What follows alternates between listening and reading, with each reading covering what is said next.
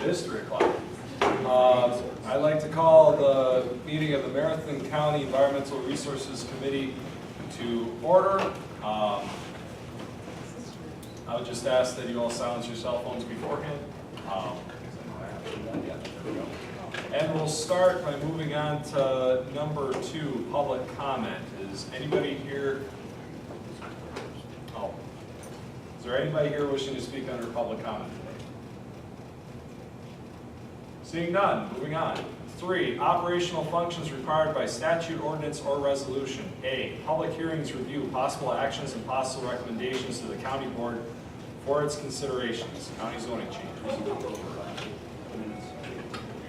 Oh, I apologize. 3, approval of May 1st, 2018 ERC committee minutes. I'd entertain a motion. So move. Motion by King, second by Supervisor Drabeck. Any discussion? Seeing none, all those in favor signify by saying aye. Aye. Those opposed, motion carries. Okay, now moving on to 4. A. Opening the public hearing. The Marathon County Environmental Resources Committee is now meeting in public hearing on the location, plan, specifications, and purpose of the following projects. A. 1. William and Pamela Friedley, trustees on behalf of Friedley Income Trust, Town of Easton, for urban residential to rural residential, and low density residential to rural residential, and low density residential to rural residential, and finally general agricultural to rural residential. A2, Kyle Walters, low density residential to rural residential, Town of Wheat. 3, Tim Vreeland on behalf of Alan and Barbara Workus, general agriculture to low density residential, Town of Wheat. 4, James and Margaret Steffen, rural residential to rural estate, Town of Spencer. 5, David Tischendorf on behalf of Dale and Janet Quote, rural estate to general ag and rural estate to rural residential, Town of Holt. We welcome all those who are present. I would like to introduce the members of the committee. We'll start on that end. Ashley Lane, District 9. Kelly King from ABC. Jacob Langenhunt, Chair, District 35. Randy Pfeiffer, District 15. Al Drabeck, District 31. Sarah Gill, District 20. Al Opal, District 37. Rick Seacroft, District 14. Thank you. And now we can move over to that side of the room. Start with our staff. Sure. Dean Johnson, Marathon County Zoning Administrator. I'm Scott Corbett. I'm the Corporation Counsel for Marathon County. Becky Frisch, I'm the Director of the Conservation Planning. Kurt Gibbs, Marathon County Board Chairman. Okay. Thank you. Oh, sorry. Yeah, that table keeps going around. Ray Muffin, Environmental Resources Specialist. Dave English, your Operations Manager at Marathon County Solid Waste, here on behalf of Director Melissa Johnson. City Beggars, Administrative Coordinator. Also present is Arnie Schley from Marathon County Board. So, all right. Okay, thank you. The establishment of the Environmental Resources Committee is required by law for purposes of administration of county ordinances and land conservation programs. The ERC must follow state laws and local ordinances as written. The committee cannot change or ignore any part of the ordinances or state laws, but must apply the laws as written. The purpose of the committee is to hear and decide on proposed ordinances and ordinance revisions, rezoning petitions, and provide direction on land conservation and planning programs. The ERC will give a full and fair hearing to any person applying for a rezone petition.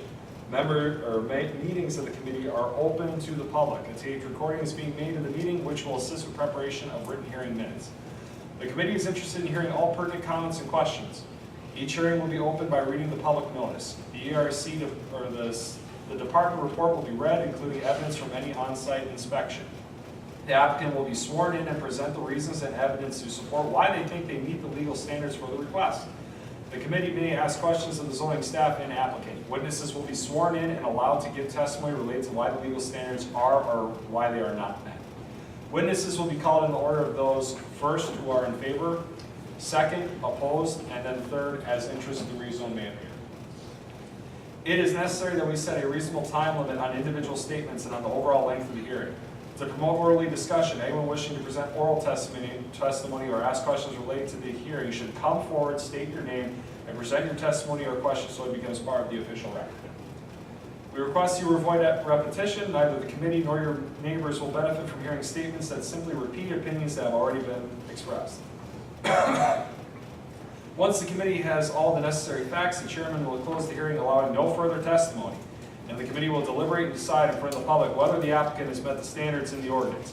No additional testimony from the public is allowed during the deliberation. However, the committee may question staff for purposes of clarification. After a decision is made, the committee will proceed to the next hearing. Many of the decisions made by the committee are a recommendation to the Marathon County Board of Supervisors, who will take up the matter at a future county board meeting. Contact staff for more information regarding the county board process. The committee will now hear the application of A51 William and Pamela Friedeli, trustees on behalf of Friedeli Income Trust, Town of Easton.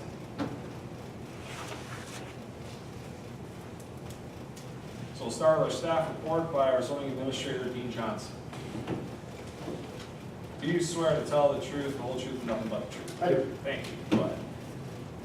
So I'm going to start out, we do have 5 rezones.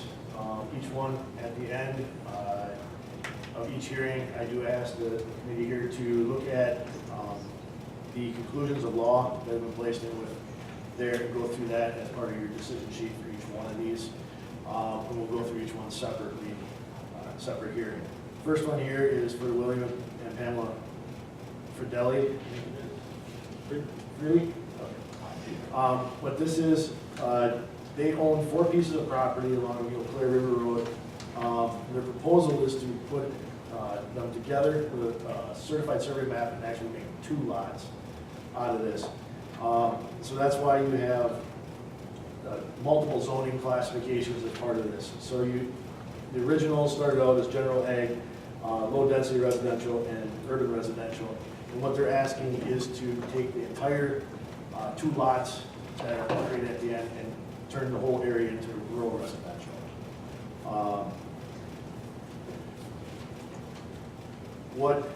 This area has not been placed in the farmland preservation by the town of Easton. Their comprehensive plan shows this area to be somewhat residential. They do have a subdivision that is to the south of this area and also across the river from it. Town of Easton also met in the beginning of April. They did recommend approval of this. I think I'll open it up for any questions from the board. Any questions for Dean from the committee? Is there any wetlands? As you can see on the wetland floodplain map, there are no mapped wetlands. The border of the river, there is some floodplain, both on the proposed map, or a certified survey map, and on our wetland GIS that shows the floodplain. Second question is, are these all into compliance for our zoning?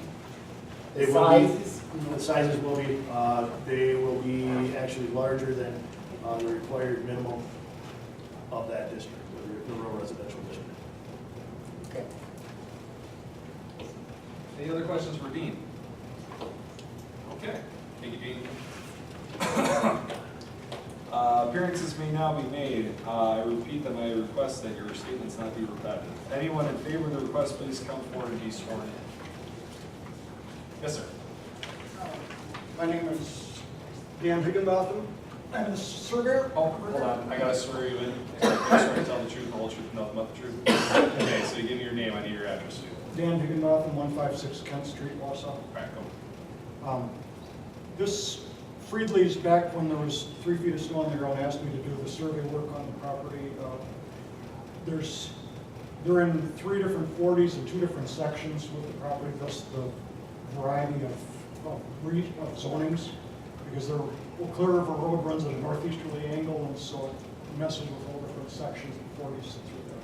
That's why there's a variety of zones. We're just trying to clean it up. Friedli's are getting to be older and want to potentially either sell the home or move to be closer relatives, and so that's why the issue came up. Okay. It's trying to clean it up. All right. Any questions? It seems like there's a barn or something that's actually got property lines running through it, right? Did have. It'll be corrected by that, so everything works out a lot better. Yes, correct. Okay. Thank you. Any other persons out there wishing to speak in favor of the rezone? Mr. Schley?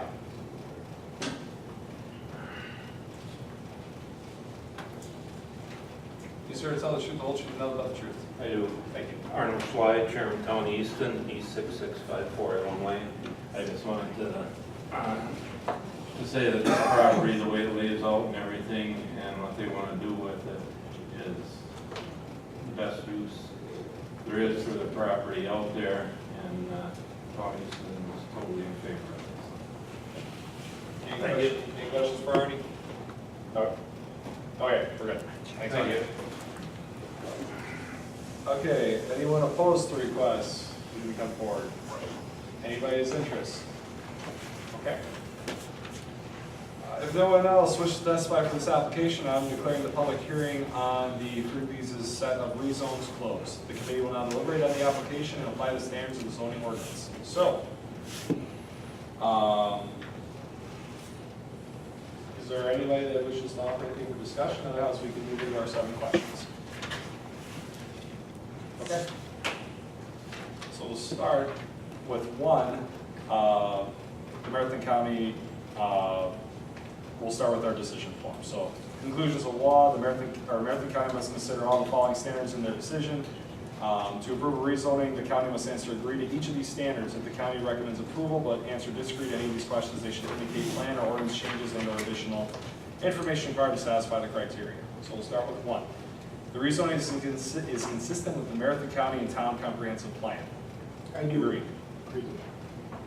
2, the rezoning is substantially consistent with the Marathon County Farmland Preservation Plan. Agree. Agreed. 3, the location of the proposed development minimizes the amount of agricultural land converted. Agreed. 4, adequate public facilities to serve the rezone are present or will be provided. Agree. Agreed. 5, providing public facilities will not be an unreasonable burden to local government. Agreed. 6, the applicant has demonstrated a need for the proposed development. Agree. Agreed. 7, the rezoning will not cause unreasonable air and water pollution, soil erosion, or adverse effects on rare or irreplaceable natural areas. Agreed. Oh, they're almost 8, the rezone, we gotta cut down on these. 8, the rezone will not substantially impair or limit current or future agricultural use of other protected farmland. Agreed. 9, the rezone the town has approved the proposed rezone of the property. Agreed. 10, all concerns from other agencies on the proposed rezone have been addressed. Agreed. All right, on the basis of the above, the findings of fact, conclusions of law and record in this matter, the Marathon County Environmental Resources Committee finds that the rezoning is approved. I would entertain a motion. Motion by King. Second by Fliffrick. Any discussion? Seeing none, all those in favor signify by saying aye. Aye. Those opposed, motion carries.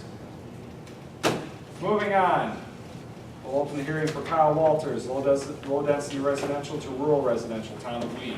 You know, come up and give a staff report. All right, this is petition for Kyle Walters to amend. He's looking to go from a general ag and LDR, low density residential, to an entire rural residential district. He has combined a couple pieces of property together and he increased the size of the original lot to over 2 acres. And he wishes to construct a detached garage as part of this. So what he's looking at, the original lot was an LDR, low density residential. He added some general agricultural, so he's cleaning the entire zone of the property. And you'll see that as part of the original zoning photograph in the packet. This one was placed in the Farmland Preservation District, or plan, as part of the Tumbleweeds, and but it was a small residential property. There's ag surrounding it. Their comprehensive plan also shows this parcel to be a residential property surrounded by ag. And then again on May 14th, 2018, Tumbleweed met and they did recommend approval for this. Did supply a certified survey map that was completed of the property, showing the addition of land, along with air photo of the property and wetland map. Okay, any questions for Dean? Okay. So I have a question. We're I'm new to this side of it, from farmland preservation and this based on our criteria. Can you give a little explanation of how that works? And Well, the farmland preservation plan is different than, there's a farmland preservation plan and a farmland preservation zone. They work together. The first thing you need to have is the county needs to have a farmland preservation plan. That is just when the towns went together, they looked at all the individual properties or sections of the town, municipality, that they thought agriculture would be important in that area and something to look at. They can either take it out or put it in. It comes into effect really when we talk strongly about farmland preservation zoning, because a percentage of each has to be in both. In this case, there is not farmland preservation zoning, but we still have to look at that to make sure that if the town thought it was important to look at the ag purposes of that property or the surrounding properties of the area, to make sure that we're not, and that's one of those questions that are on there, is it impairing any of the future agricultural uses of the surrounding properties? Because that's one thing that doesn't work. Does that answer your question? yeah, thank you. Any other questions for Dean? Yeah, I mean, you got 15 acres, you know, it's gonna, what is he going to zoning? He's going to RR. The property is just over 2 acres in size.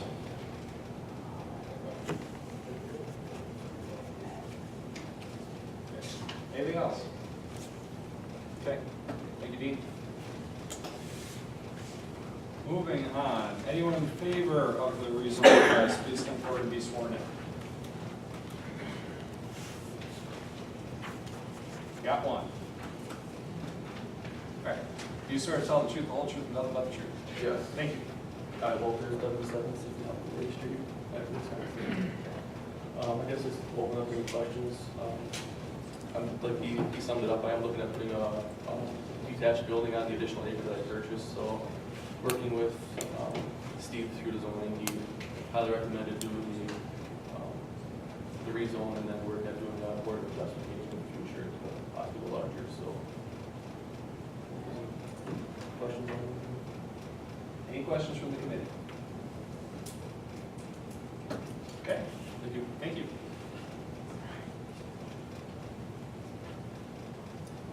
Anyone opposed to the request? Anyone has interest? Okay. All right, well now, no one else wishes to testify for the application. I'm now declaring the public hearing closed. So, committee will start deliberation. Anything to add, or should we jump right into the 10 questions? Shoot. I think everybody's got all the information they need. Okay. I'm just, I don't want to. Actually, I don't need time now to get back to where I was. You want this? Big print. Okay. Thank you. Silly iPads. JPR, all the same questions for all of Yeah, I know. I had that in the packet that I was scrolling to. My thumb hit the top and it went all the way to page 1, and then it was, you know. Anyway, we got to answer agree to each of these standards. The county recommends approval. The answer disagree to any of these questions should indicate plan ordinance changes and/or additional information required to satisfy the criteria. Yep. All right, 1, the rezoning is consistent with the Marathon County Town Comprehensive Plan. Agree. 2, the rezoning is substantially consistent with the Marathon County Farmland Preservation Plan. Agree. 3, the location of the proposed development minimizes the amount of agricultural land converted. Agree. 4, adequate public facilities to serve the rezone are present or will be provided. Agree. 5, providing public facilities will not be an unreasonable burden to local government. Agree. 6, the applicant has demonstrated need for the proposed development. Agree. 7, the rezoning will not cause unreasonable air and water pollution, soil erosion, or adverse effects on rare or irreplaceable natural areas. Agree. 8, the rezone will not substantially impair or limit current or future agricultural use of other protected farmland. Agree. 9, the town has approved the proposed rezone of the property. Agree. 10, all concerns from other agencies on the proposed rezone have been addressed. Agree. On the basis of the above findings of fact, conclusions of law, and the record in this matter, the Marathon County Environmental Resources Committee finds that the rezoning is approved. I would entertain a motion. Make that motion. Motion by Pfeffer, seconded by Supervisor Terry. Any discussion? Seeing none, all those in favor signify by saying aye. Aye. Those opposed, motion carries. Let's keep it rolling. 3, Tim Breland on behalf of Alan and Barbara Workus, Long Road LLC, General Ag 2, Low Density Residential Town of Queen. Okay, the reason the petition was asked on this one is to go from a general ag to an LDR, low density residential. Proposed certified survey map on a lot of 1 acre being created, wanting to be created as part of this. You can see by the surrounding zonings where approximate location of this will be located. It's taking a piece out of the 40 acres. As part of this, it is in the farmland preservation plan. The comprehensive plan, you can see it by the photo there. There is sporadic around of residentials. The area that they are looking is for egg, was designated as like egg use. Cropland is white, so they are taking a little bit of acreage out. On April 9th, again, the town meeting did meet, and they did recommend approval of this one also. Along with this, I did supply an air photo wetland and floodplain map, which there are no wetlands or floodplains on this, and the proposed survey map that has been done by Freeland and Associates. Okay. Any questions for Dean? Yeah. This lot, the plans are not to put other lots in there? At this point, the only thing that's been proposed is a 1 acre piece, and that was the only thing that was in front of you for the rezone. Not, the rest of it will stay a general agricultural zone for the rest of it. So does it meet the requirements for farmland preservation? For the plan, Yeah. well, what they're doing is they're taking a small area out. I guess that would be something that you may wish to ask if they're the people here or the representative of Tim on that. But looking at this, they are taking the second smallest district that we have out. There's only one district for residential that's smaller than as you are, which is a 20,000 square foot lot. That's usually more tightly residential areas. This is a 1 acre minimum lot. We do have some of these that are out in the county, but we are talking smaller lot. So what's the increase in the city's county? Yep, this would be what it would meet, Kelly. It meets the requirement of the zoning district that they're asking for here at the minimum of 1 acre. Thank you. Okay, anything else for Dean? All right, thank you, Dean. Anybody wishing to speak in favor of the request, please come forward and be sworn in.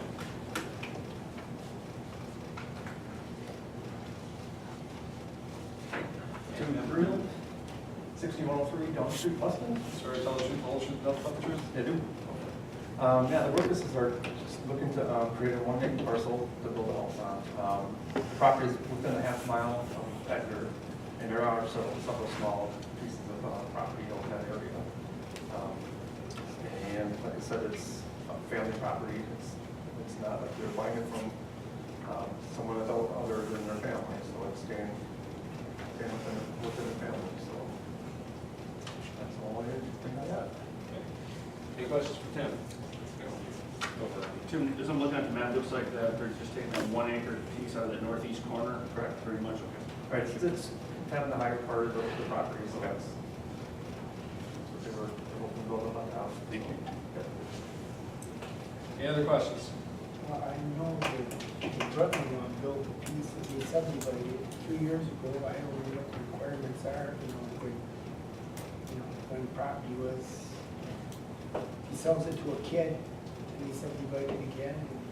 This, unless you guys for a rezone, it would be subdivided again, right?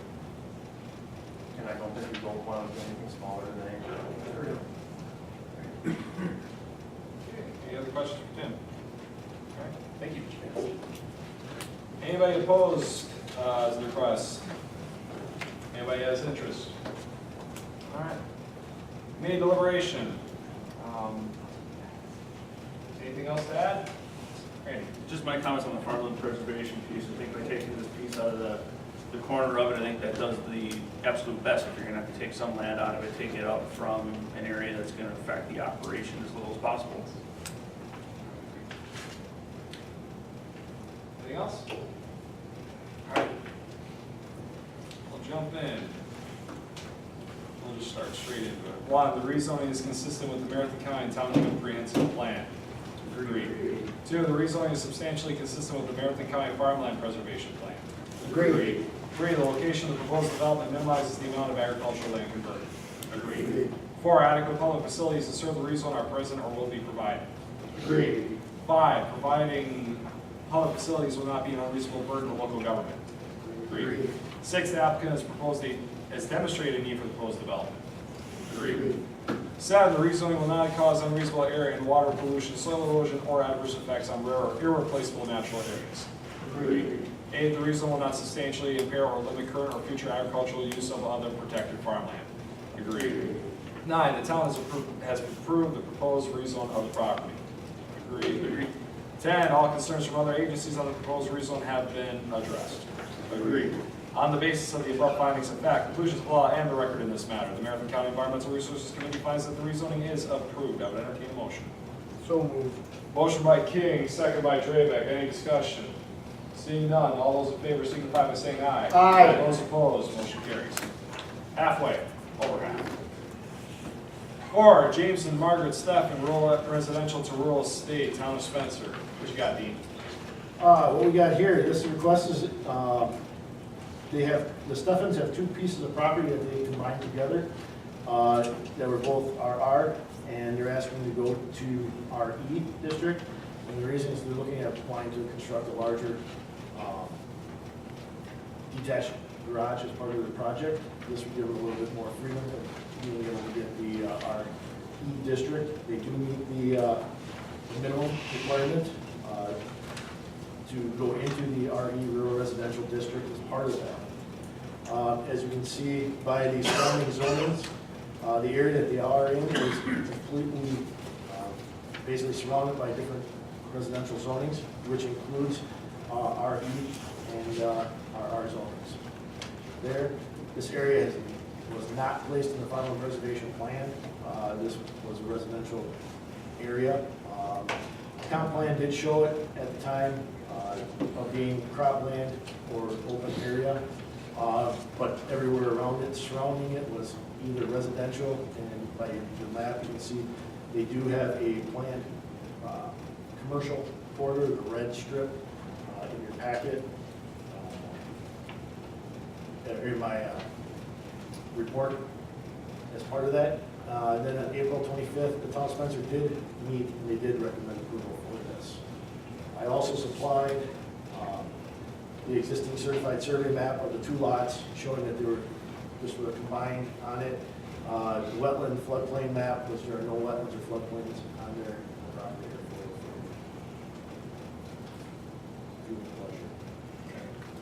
Any questions for Dean? Thank you, Dean. Anyone in favor of the request, please come forward and be sworn in. Do you swear to tell the truth, the whole truth, and nothing but the truth? I do. Okay, even after. Margaret Steffen has 3057 Schmidt Road, Marshall, Wisconsin. Thank you. Just what he said, we'd like to join the two parcels to put up a person inclusion. Okay. Any questions? Okay, thank you.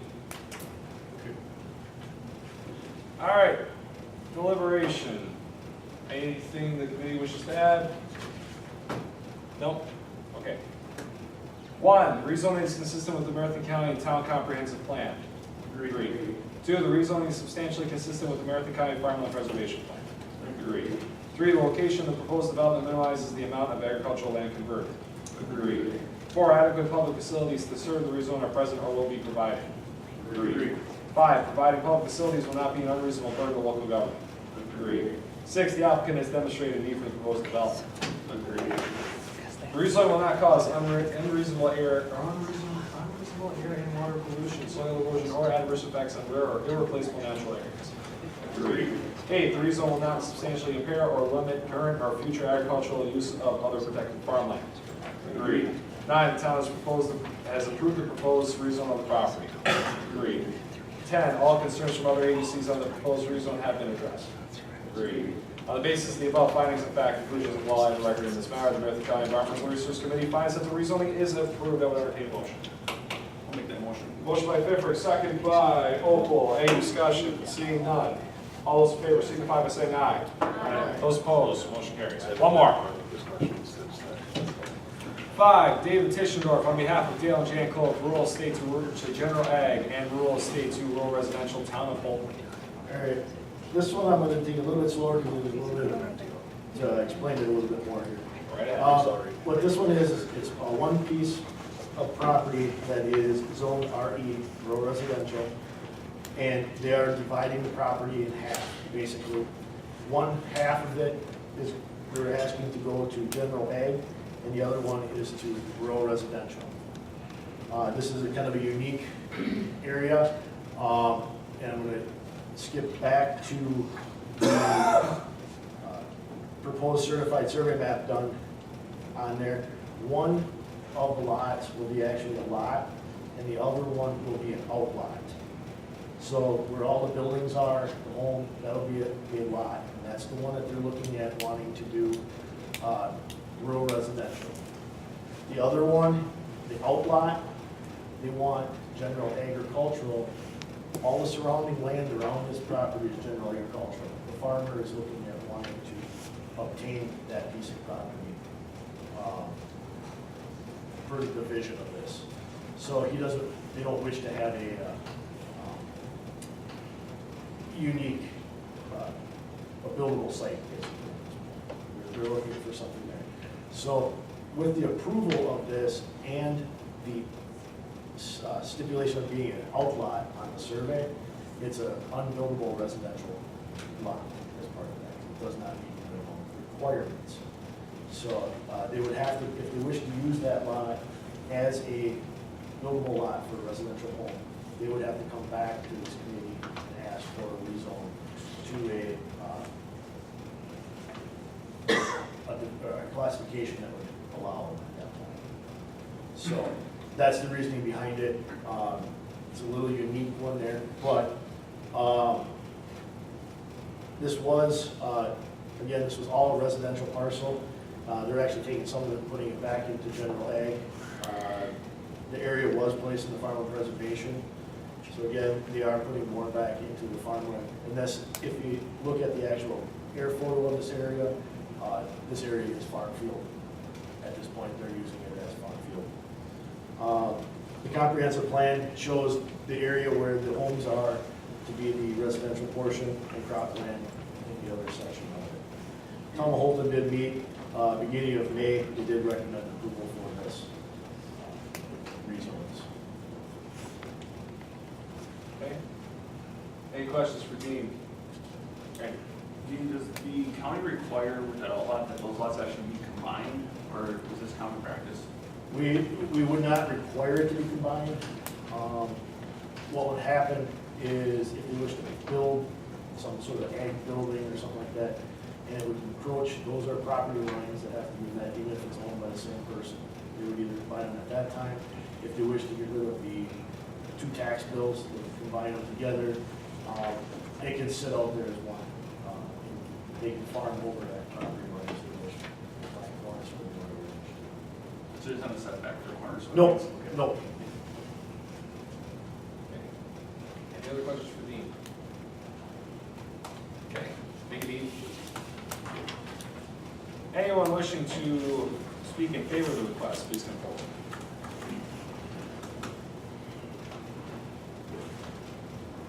Do you swear to tell the truth, the whole truth, and nothing but the truth? I do. Dave Tischendorf, 3133 Draper Road, Dorchester, Wisconsin. Just echo what Dean said about the property. It's going to stay in ag land. If you look at the aerial photo, it attaches up right to the rest of our land. And this opportunity came up, the property came up for sale. I have no interest in buying the house, but definitely wanted to keep the ag land part of our property. We kind of just use it on a rent basis the past 20 or 30 years that the previous owners, they're still owning, it hasn't sold, but we just use it on a rent basis the past 20, 30 years, and the opportunities come up to purchase it, and that's where we're sitting right now. Any questions? All right, thank you. Anyone wishing to speak opposed to the request? Anyone has interest? All right.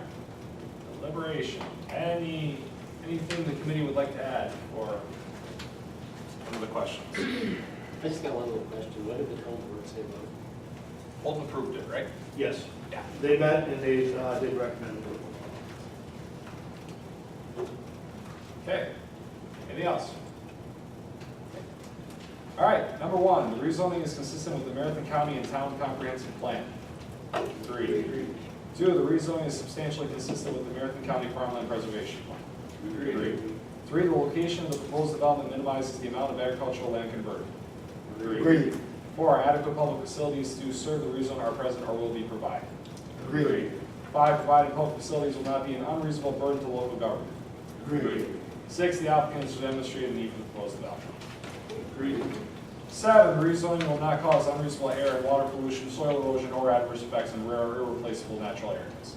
Agreed. Eight, the rezone will not substantially impair or limit current or future agricultural land use or use of other protected farmland. Agreed. Nine, the town has approved the proposed rezone of the property. Agreed. 10, all concerns from other agencies on the proposed rezone have been addressed. Agreed.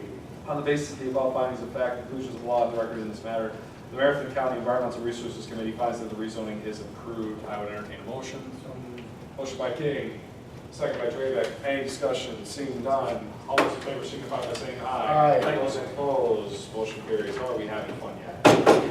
All right. Oh, yeah. Thanks, guys. Thank you. All right. Nice. B, review and possible recommendation to the county board for its consideration, town zoning changes pursuant to section 60.23 Wisconsin statutes, Warrentown, Texas, text amendments. This one's a little different. This is a town zone. And if you remember when I kind of explained the first meeting of this group, is that if they have town zoning, they still have to bring any changes to the county board for final approval. Our county board said it has to go through a working committee. So the committee has to be the committee that they would go through. Normally what I'll do here is we've collected all of the information. They are looking at doing just some minor changes to their actual zoning code, some area regulations, adding a couple permitted uses, or a permitted use in the general agricultural district, and a couple things in their heavy industrial district. As part of that, they did have a public hearing, supplied all that information to us. As staff, we would recommend that it looks like they've met their obligation here. They move forward. Okay. Any questions for Dean? Okay. What would we like to do?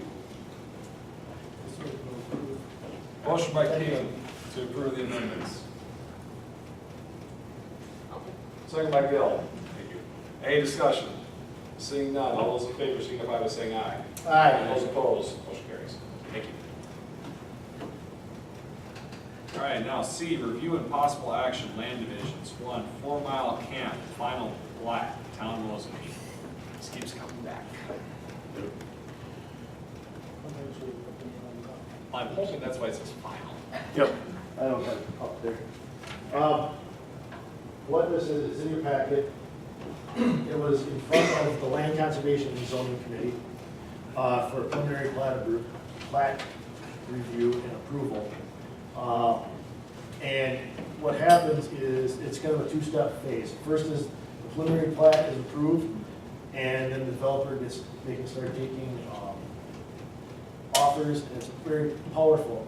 And if there's any conditions or anything, they can still work on those and then bring it back for the final plat. At this point, the final plat is being brought in front of this committee for approval. The Land Conservation and Zoning Committee at the time set a couple of conditions. One was that we were going to look into to see if there had to be access to the water for DNR rules and regulations. Another one is that they the flood study had to be approved.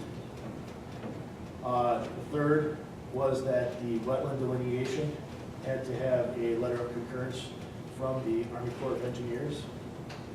And then there was a couple closure of lots to meet the statutes. Mr. Higginbotham has supplied a map that has satisfied all of those requirements. And by statute, if a plat is substantially the same, it should and it shall be approved. There are a couple differences between the original, or what was approved as the preliminary, the way shown in the packet for the final. That would be that they removed a couple lots off the bottom, 3 lots to be exact, and they have, instead of doing it in phases, they're asking for one blanket approval as a whole entire thing. Again, what we've looked at it here, we don't see anything substantially increasing anything in there. We actually reduced the number of lots at this point for the plot. Mr. Higginbotham is here, the surveyor. If there's any other questions. Sure. Any questions from the committee for Graham? Question for Dean. Dean, on the navigable water portion of this, what was the outcome of that? What it was is that the way they originally platted it, the DNR was going to require them access through. They removed the lots down there, and there's also another lot that they don't own that they're still working on. As part of this, the way they designed the final plat, they would not be required to have that part of the Because of the access to county road. Yes. There's a distance off of the public access, basically, to make up the road as a public access for the water. I've just seen this too much in my life where you have a situation like this and the county or the community ends up accepting the wasteland that has zero value. And it's there for years, but appreciate your explanation.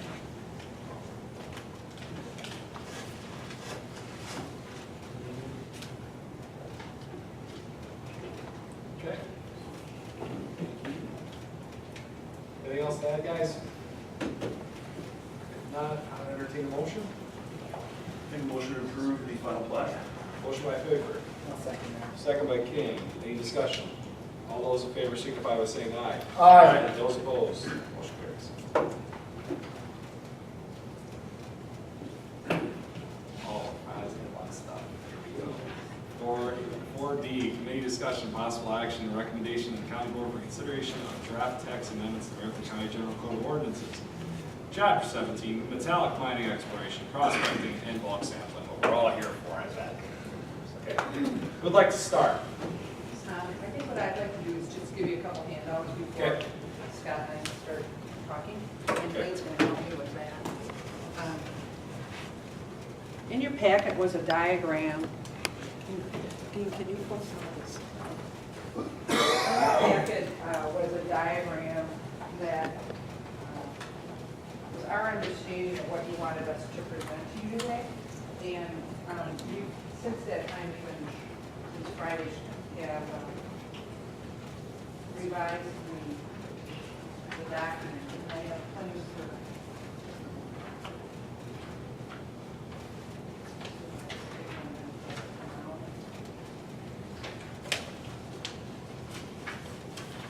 Is this the one that you Yeah. file that matches? It's not in the packet, it's in the, open up the folder. Yeah, Open up I'm in the folder. folder. We'll be done at 5. Right at the bottom. But is that the right one? Or-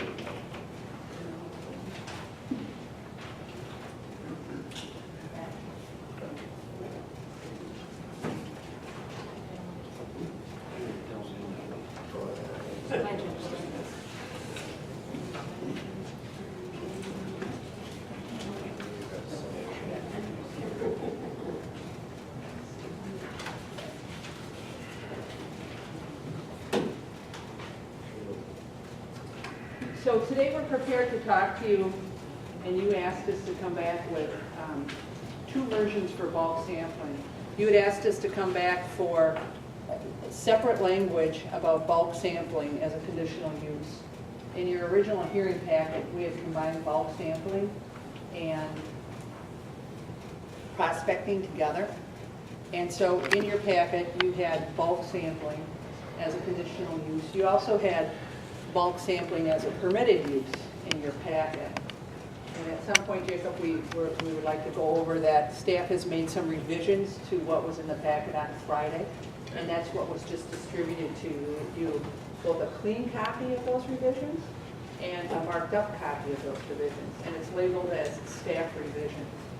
So what we're asking you for today is you need to discuss again exploration, and if you're ready to move exploration forward with the county board with the minor edits that we made from the last public hearing.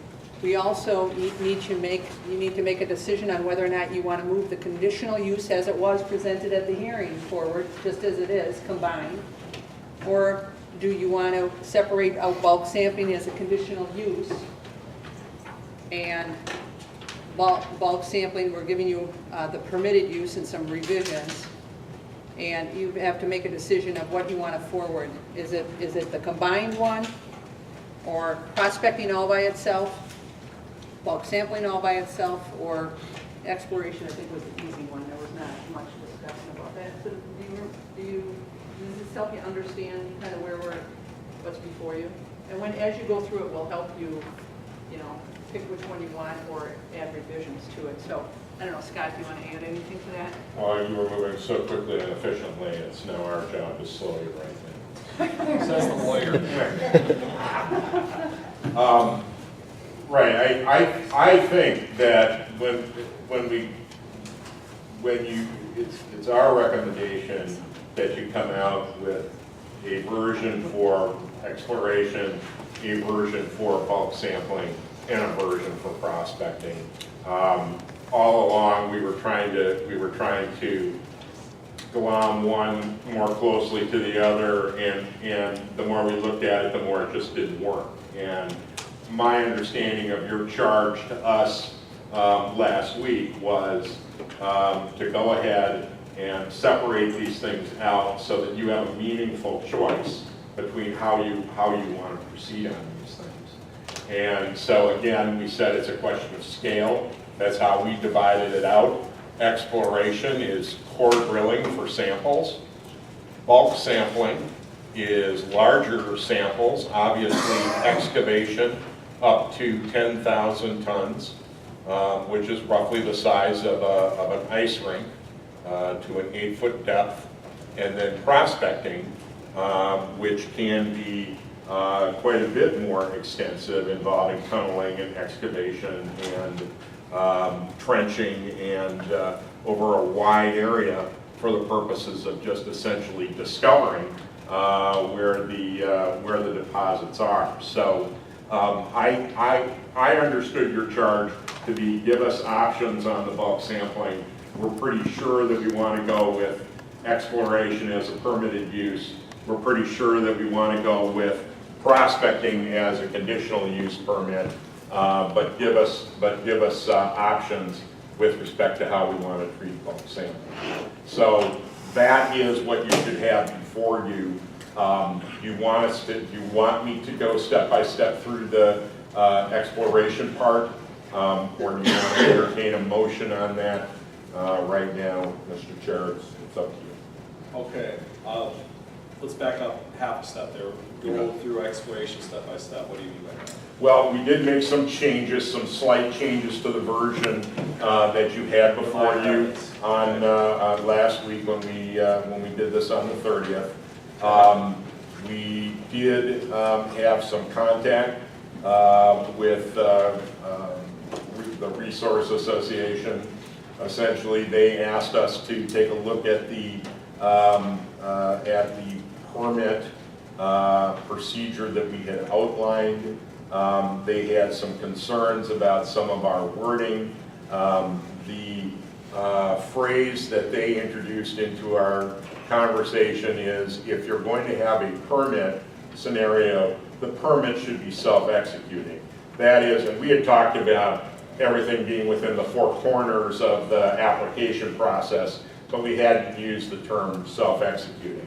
And the idea being, if you're going to apply for a permit, you ought to be able to tell from the ordinance what you're going to need to provide and what the conditions are going to be set up under the permit. There's no public hearing, there's no discretionary decision on the part of the Board of Adjustment.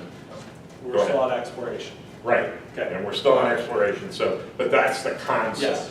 Yes. So with respect to exploration, the changes that were made essentially were that we would indicate, as opposed to anything else, that you had to comply with the zoning ordinance in order to obtain your permit.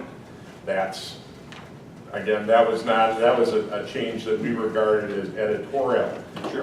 We were asked to remove the section that said, if you're looking at the red line version of the exploration, F8, which said such other information concerning the lot or adjacent lots as may be necessary to determine conformance with the zoning ordinance.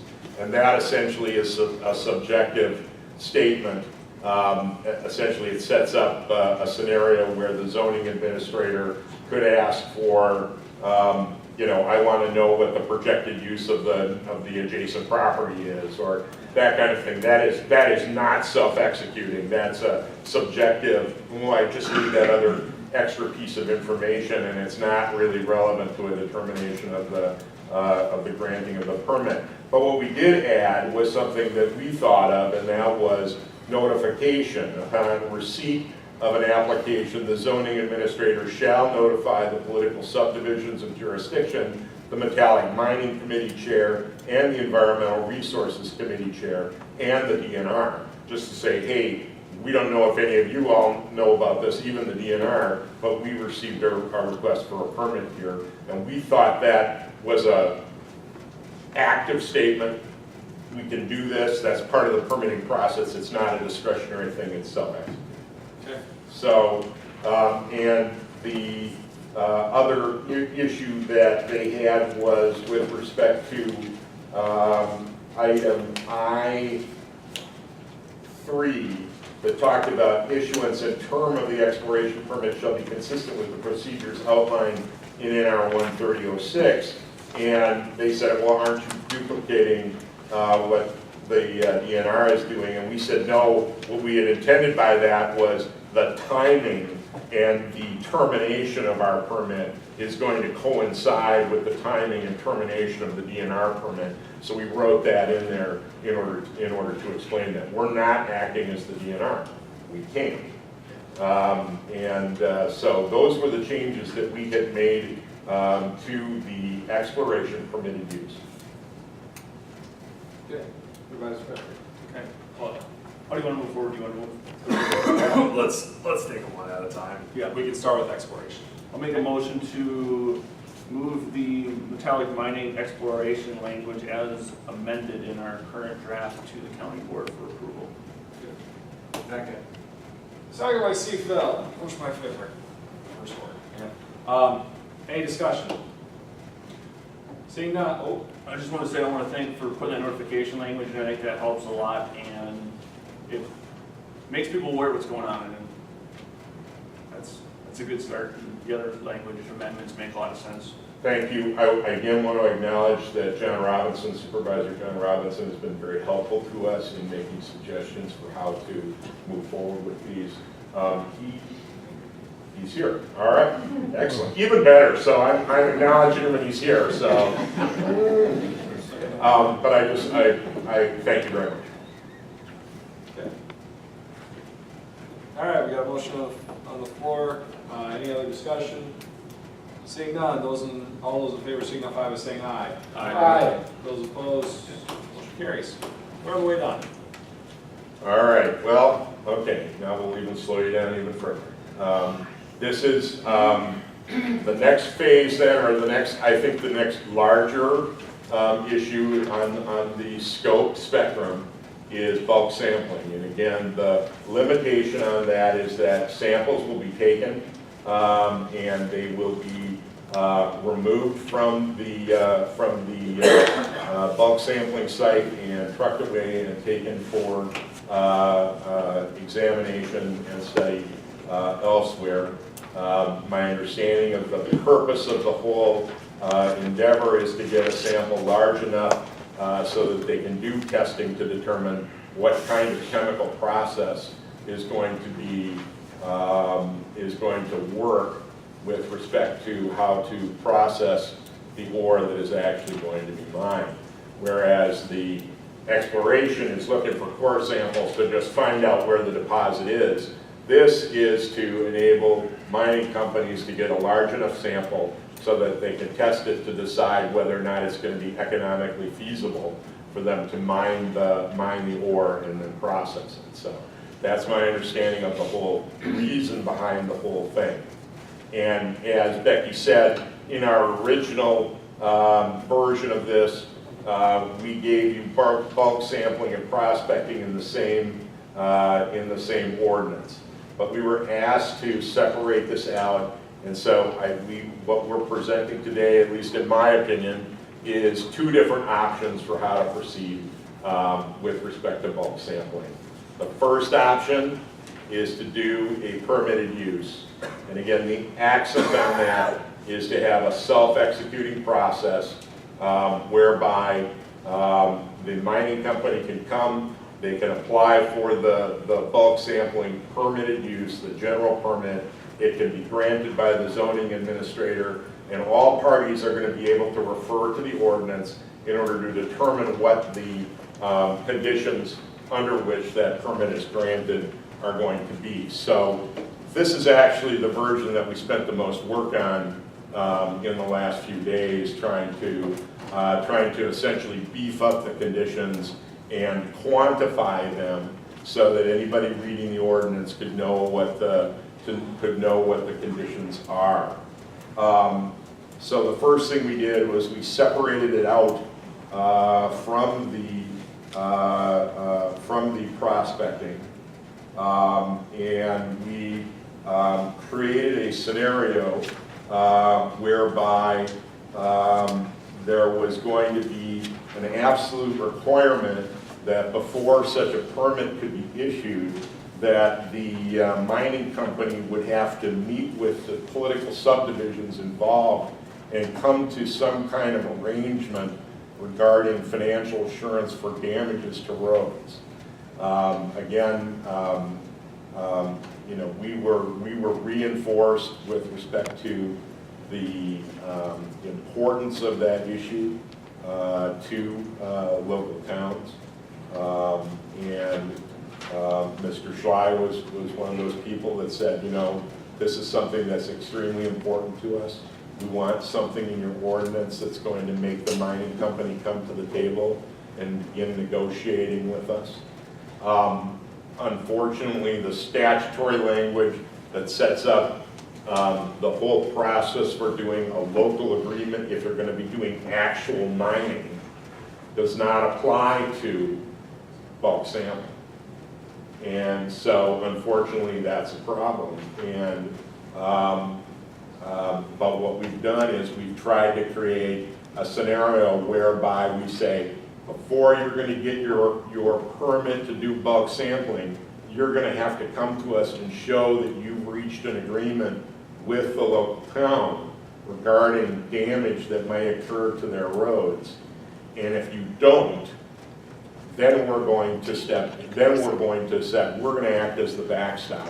We're going to set a financial assurance that's going to reasonably apply to damage that could occur to the roads regarding, as a result of the bulk sampling. But again, it's important to remember that this is not a mining operation. This is a bulk sampling operation. The idea is that it's going to be temporary, and it's going to be a limited amount of material that's going to be brought out. And so you were smiling and nodding at me last week about there are many uses that land is put to where there's a lot more material removed from different pieces of property than 10,000 tons. That's something that you need to bear in mind. We're not necessarily talking about road reconstruction here, but we're talking about a scenario whereby the local government units are assured that there is provision to deal with any potential damages that might occur as a result of the bulk sampling. So that was one of the first issues that we attacked.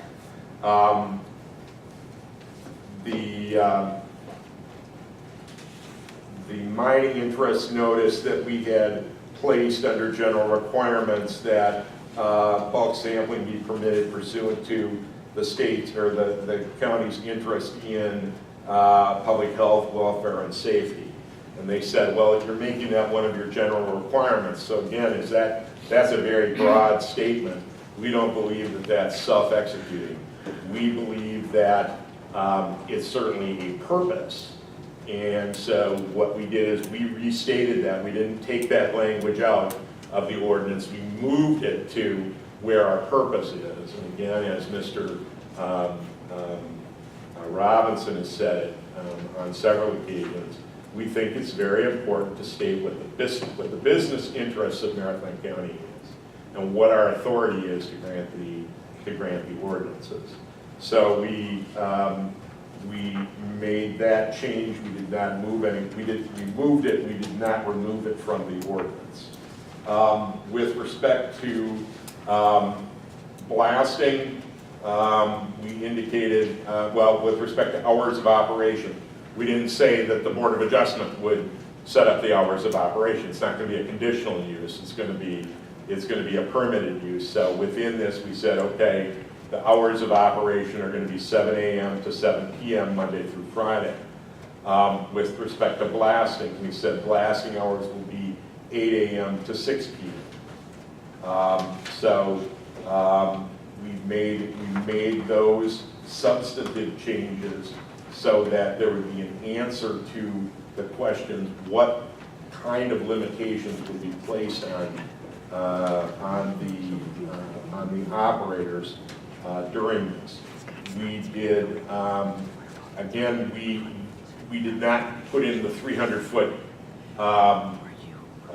notification in this because it's not a conditional use permit. So that's going to be featured in the version of this that would retain the quality of being a conditional use permit. So again, we're talking about a scenario here under the first version that creates a self-executing permit operation so that the operator can come in, make the application, the permit can be granted, and the person can go ahead. We decided to make that a flat fee of $1,500, right, for the application fee. Again, we're looking at a finite issue, finite expiration, so $1,500 permit. And the other feature of this, as we pointed out, is that if a permit is granted and there is somebody aggrieved, there is an appellate process to appeal that. So that's the permitted use version, okay? The conditional use version is the first thing we did with that is we separated it out from the prospecting version with respect to this. We did not define these conditions. We indicated that there would be conditions regarding our hours of operation, regarding blasting. We indicated there would be conditions regarding road use. We indicated that it would be, I believe, the period of time, I believe, would be 1 year under the conditional use. We did insert into the conditional use version a provision for emergencies so that at the discretion of the zoning administrator, even if there were conditions that were set up by the Board of Adjustment, those conditions could be modified temporarily to the extent necessary to mitigate any emergency. Again, we think there needs to be if you're going to go with the conditional use version of this, there needs to be a provision so that if there's an emergency, somebody has the discretion to act. And so that's what we wanted to set you up with. The application fee for the conditional use permit is $1,500 for the initial application, but then additional actual costs because it's going to be a longer process. There's going to be notice to people. We retain 300 feet. If you want to adopt this version and you want to change that to some other number, that's certainly within the discretion of the committee. I believe we did do some additional research regarding our other when we provide notifications, and 300 feet is consistent with our other notification requirements. So we feel that it's well within, it's well within. We have a well-established practice. It's not to say you can't modify that. Essentially, you have the power to change anything within any of these versions, but we, have particularly set decision points at numbers. If I could just add right here, remember a conditional use permit is a separate process before the Board of Adjustment. So they automatically have to pay a conditional use permit application fee of $425. So that's in addition to I think in this version we have it at $1,000, but again, it's to be determined by the committee of what number you want to have there. That's the version I was looking at. Yeah. So,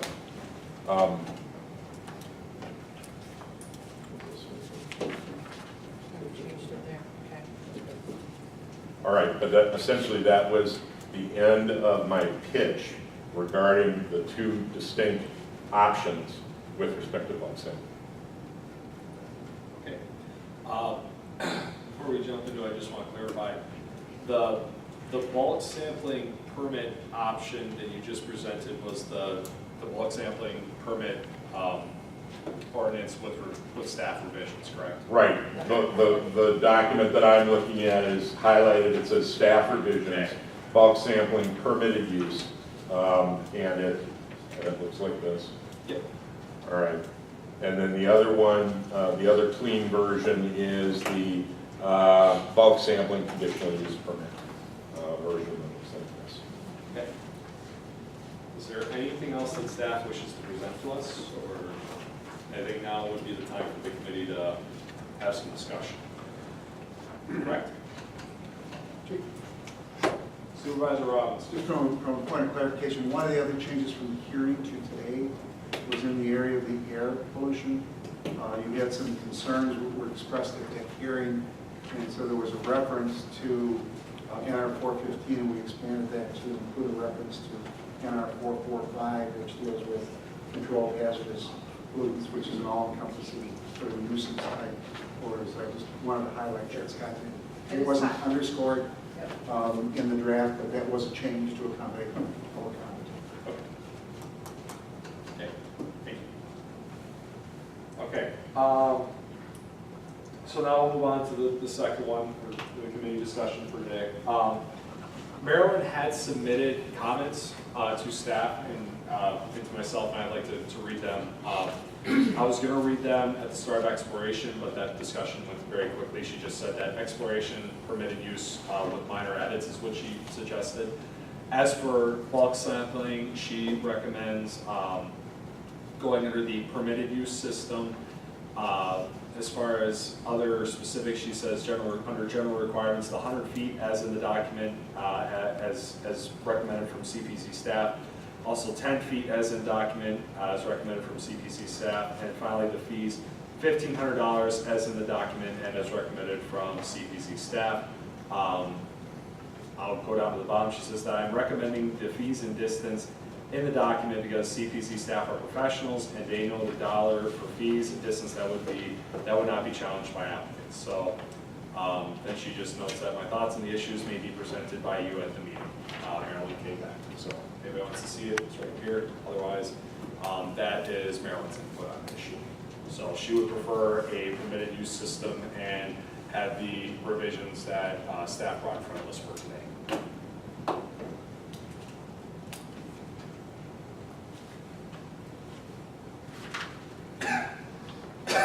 Sorry, Supervisor Pfeiffer. Thank you. Going back to the question to staff about road damage. And with something such as bulk sampling, you're going to have a fair number of trips, but it's going to happen over such a short period of time that you're not going to see what actually happens to the road. You may see some crumbling at the edges, but is there any thoughts on how that's actually going to be evaluated? Well, again, we didn't go into it as far in depth as we did at the time when we were talking about mining. And when we were talking about mining, we were talking about, we knew that there was going to be some baseline time between the request for the permit, and it would give us time to take stock of what the routes were going to be, to do some measurements and even some other investigation to just see what the regular travel was, etc. We do understand that timelines are compressed in this. The idea is that by encouraging them to go to the political subdivisions that are involved is to actually work an agreement in advance and say, hey, let's reinforce these roads so that we don't have damage,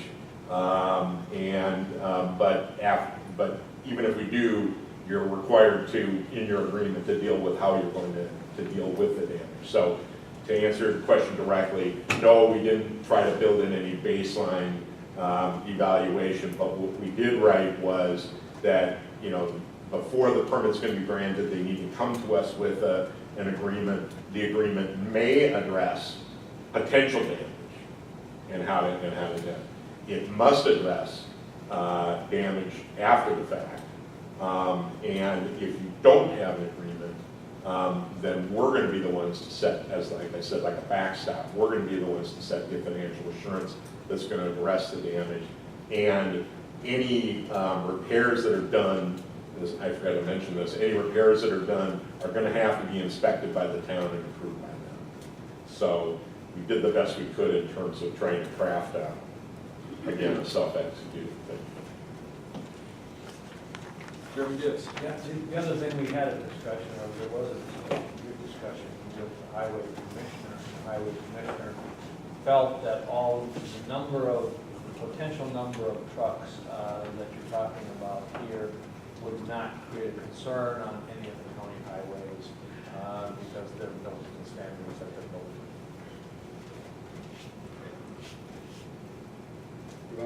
I can talk for a while if you want. Oh boy, don't you have to leave? No, I got till like 6, 7, 8 o'clock. Just in general, from a general sense, I support the conditional use on there, and looking at what we have adopted in our county zoning, it says conditional uses may be appropriate at some, but not all locations within a zoning district and are subject to a discretionary decision process. And that seems what we would have in the case of bulk sampling, where it may very well work in most areas, but in some areas it may not. It seems that would fit that definition of conditional use. That being said, if the committee and ultimately the board decide to go that permitted use route, I just want to make sure that we have the performance standards, and I think staff's done a really good job of putting those in place, that if we do go that route, that we have ourselves and the Marathon County citizens protected in that. And looking at the setbacks within the permitted ordinance, the 100 feet from an occupied structure other than the owner seems awfully small. That's, if you had that kind of operation going on 12 hours a day from your house, I think that significantly affects your property values. And part of what zoning is in place for is to protect the adjoining properties and property values. So I think that needs to be there. I would throw out the number of 300 feet. I think when you're talking about bulk sampling in hockey or Olympic hockey rink size, and looking at a bigger perspective, I think that can be pushed away from structures and affect property owners as little as possible if we're gonna go that route. In terms of the notification, I'd still like to see some type of notification process if we go that permitted route, similar to what we're doing with the exploration, making everybody aware. I think we get that information out there, and I think it not only helps the county, but it also helps the operation that's going, instead of having neighbors talking to each other. The next thing you know, there's a lot of misinformation out there. And just in general, I think when we're talking about best practices that we have within those general performance standards, such as setting timeframes, I don't think that's a bad idea if we're gonna go the conditional use route to establish those numbers within there. And for some reason, if we find through reviewing a conditional use application that we need to be more stringent, we can do that through that process. But if you're gonna have a general standard, I think we should make it consistent throughout that conditional use as well. That's all I got for you for now. Okay. Supervisor Jerry back. I would just like to say here, it's really easy to think, okay, there's a farm field there and you're gonna take the size of a hockey rink out of there. That's not the way this is gonna work. They're gonna clear out a whole bunch of areas, and then the amount of soil they're picking out will be up to that size. But that soil should be coming from all over, am I correct? No. All overburden is included in the 10,000 tons. I'm sorry, explain. All of the overburden, so any soil, the way in talking to the council for the state, when talking to them, when the drafters were working on this legislation, they made clarification and clarified it back through the channels that shovel one counts towards that 10,000 tons. So if they move any earth, that's towards the 10,000 tons. So if you say that you're going to be moving 100,000 tons to get to the ore body and then remove 10,000 tons of ore itself, that's not accurate. It's starting with shovel one of any soil that's disturbed. Thank you. Supervisor Beal? So I know that I wasn't able to attend the last hearing. I don't know if this was brought up, but my understanding is from a number of the emails that I received from constituents is that one of the main reasons we're being encouraged by some to look at the conditional use permit is because they're looking to have the public input taken into consideration. But my understanding is also that Act 67 through the state last year made it against, basically in violation for us to consider personal preferences or speculation, I think is the term that was used, which means if we were to have a conditional use permit, is it accurate to say that we no longer have the authority because of the state change to take the public hearing comments and personal preferences into consideration, or how does that work? Well, we haven't had one under that that I participated in. I don't think that prevents the public hearing from happening. But I think it Right, it limits. doesn't prevent the public hearing from taking place to give us additional relevant, measurable information. But technically, legally, we wouldn't be able to make a decision based upon the fact that the neighbors don't like the idea. Correct. Okay. Chairman Gibbs. The other thing, Supervisor Fisher, you mentioned that we wanted notification, and any permit that we issue at the county level, whether it be for a manure pit or whether it be for, we do not notify any of the neighbors. So, and I, in my private life,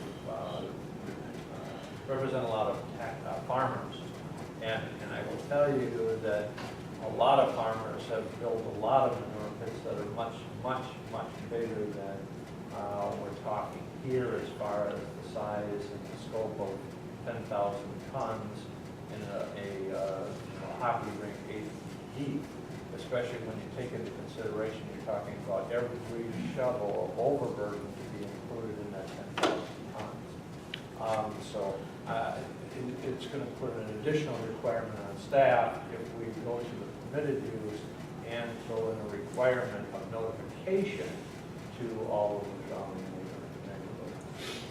neighborhood. So it's clear.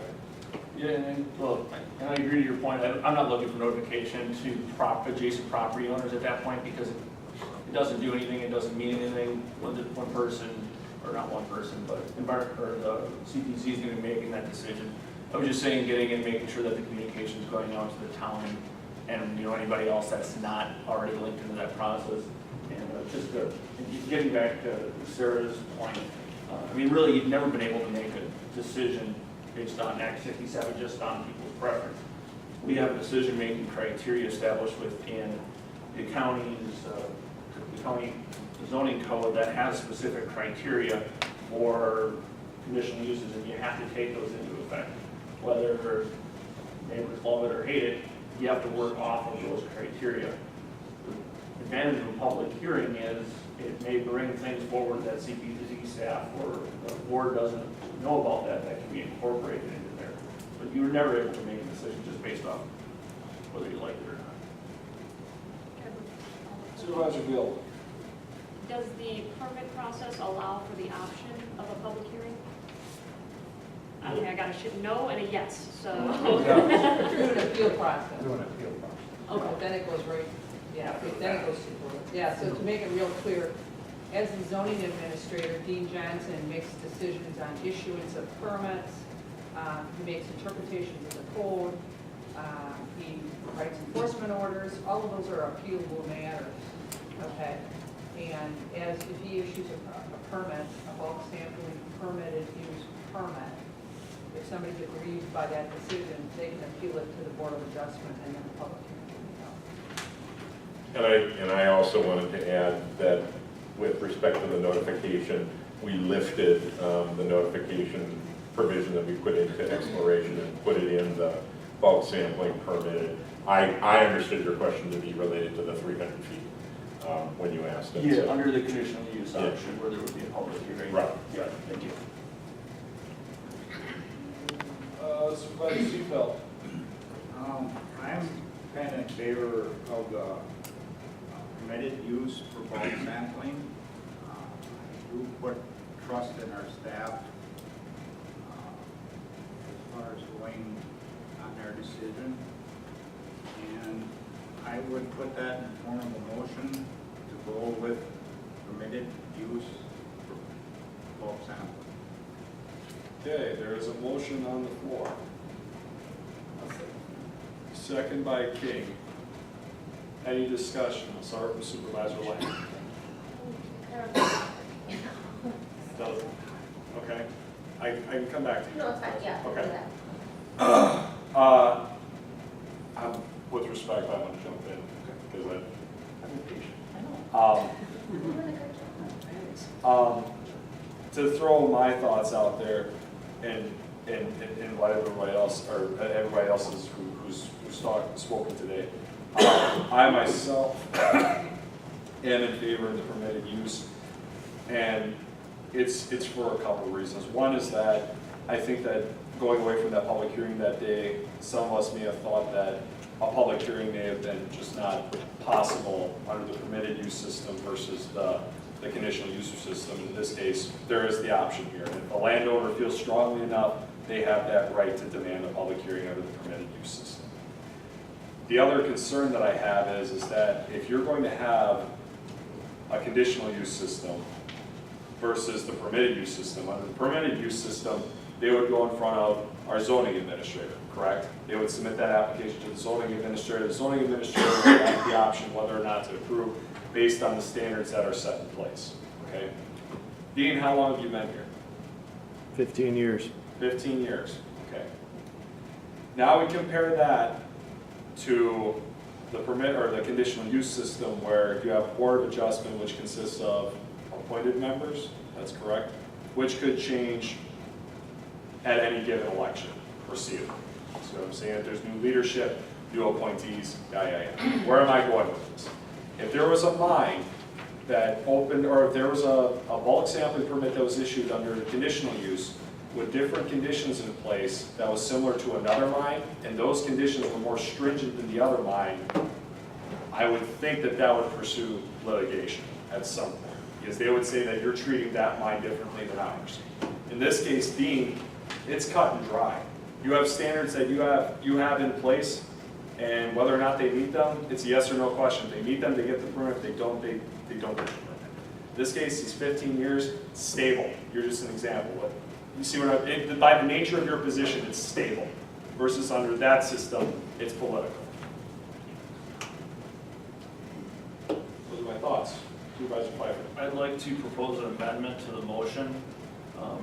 Under general requirements 6, where we have the setback of at least 100 feet, I propose that be amended to 300, and then in 7 below, where we talk about 10 feet being the setback from any right-of-way or property boundary, I'd amend that to 50 feet. Okay, there is an amendment on the floor.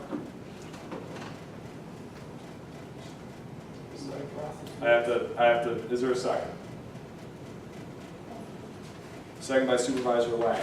Okay, now we're going deeper. So, and to start this discussion, I just want to start out by saying,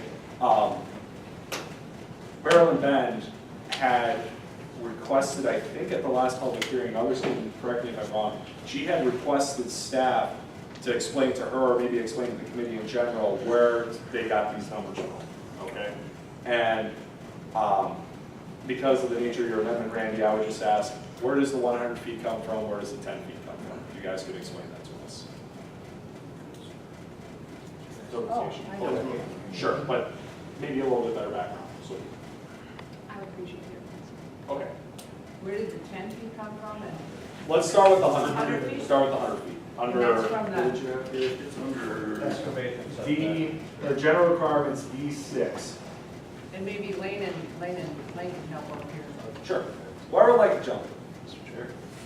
100 feet from any existing occupied structure other than the owner's comes from a non-metallic mining ordinance. They kind of address Randy's concern of only 100 feet. In the non-metallic mining ordinance, there's also a lot of benefits to some of these non-metallic mines, or what they're called non-metallic mines. So think about the long-term goal of some of these non-metallic mines are actually to become ponds. So some of these houses prefer to be that close because they're going to have a pond in the backyard. Okay, so that's just one explanation of non-metallic mining where we pulled that 100 feet. And that was just a starting point for consistency reasons. So the 10 feet is the same. That comes from the non-metallic mining ordinance. So under D7, the 10 feet. Okay. So this was based off of what you just described. This was based off of the non-metallic side. Okay.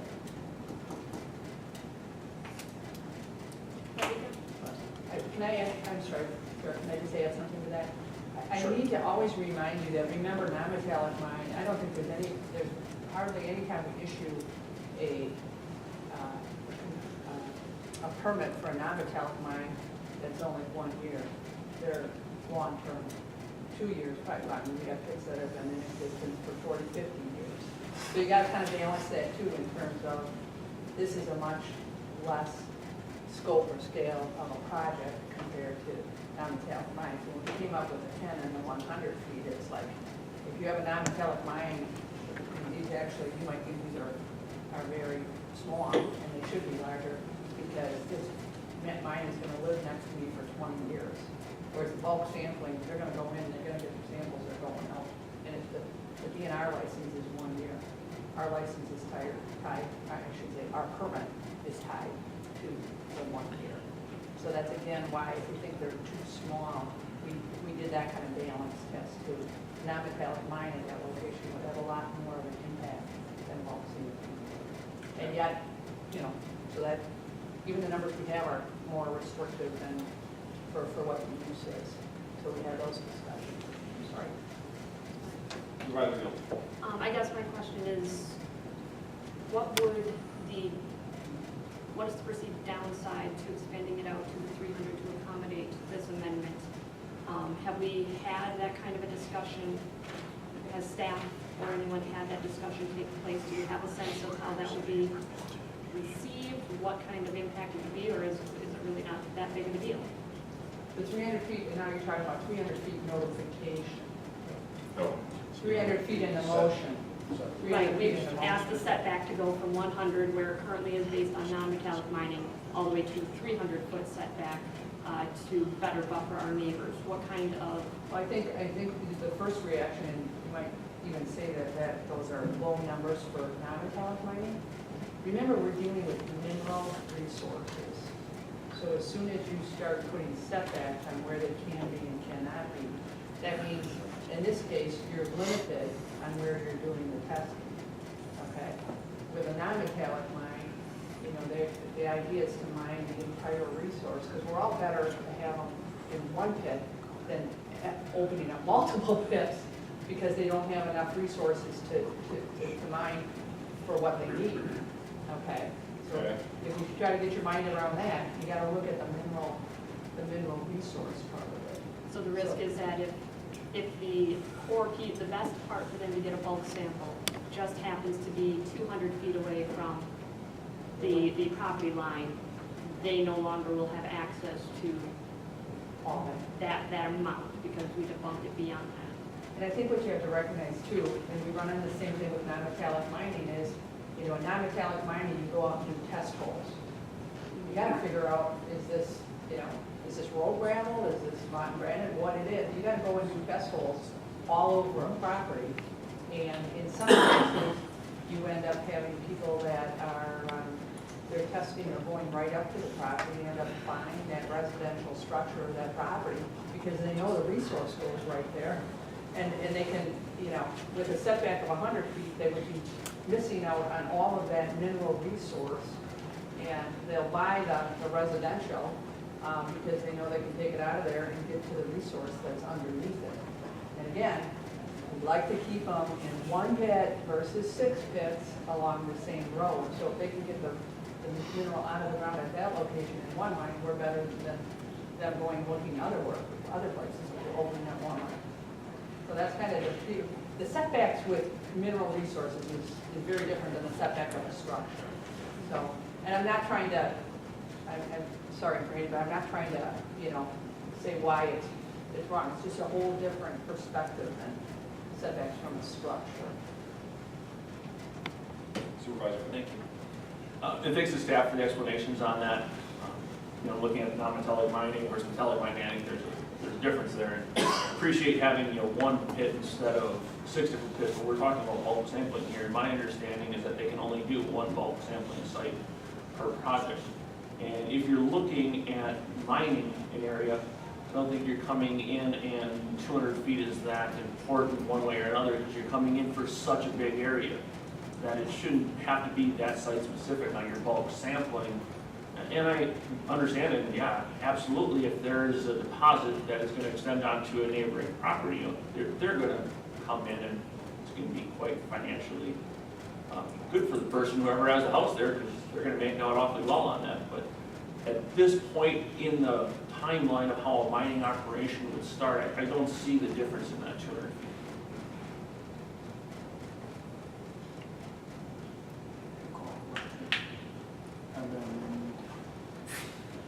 Well, I just wanted to say, you know, that into the library for the rest of the committee. Staff is here to give their perspectives. You know, we're not here to debate staff or anything like that. And you were, Randy, I just want to make sure everybody was like. So, And we're not debating you. And exactly. Yeah, it you're just is offering up to you perspectives. what that rule is going to be. Absolutely. Yep. Okay. Just to make sure everything's clear. You have something? Yeah, I called a question on the amendment Okay. to see if it passes or fails. Okay. The question has been called, and I Well, need this a is point how we of do. clarification. This is how we do, right? Is there an objection to taking a vote at this time? An objection to taking a vote. To calling the question. Is there an objection to calling the question? That's what you asked the committee. Are we calling it an amendment? Or are we Just the calling it amendment. It's on the amendment. So right now we're talking, okay, so is there an objection to voting on the amendment at this time? Seeing none, the question has been called. Yeah, we will proceed to vote on the amendment. I do have to have one point of clarification from Corbin. Yes, sir. Can I vote here? Yes. Okay. Okay. And seeing as that, due to the nature of the discussion, I think we'll do a roll call vote. We'll start on that, and Supervisor Lang. And this is the amendment. The amendment, or Randy's amendment, they proposed 100 to 310 to 50. So. Vote yes. King. Mr. No. King. Myself, no. Yes. No. No. No. Okay. The amendment fails 5-2. Okay, can you just pause just for a moment? 1, 2, 3, 4, 5, 6, 2. Can we, that might want to fast. Sure. Lane was what? Lang was he? Yes. Yeah, yes.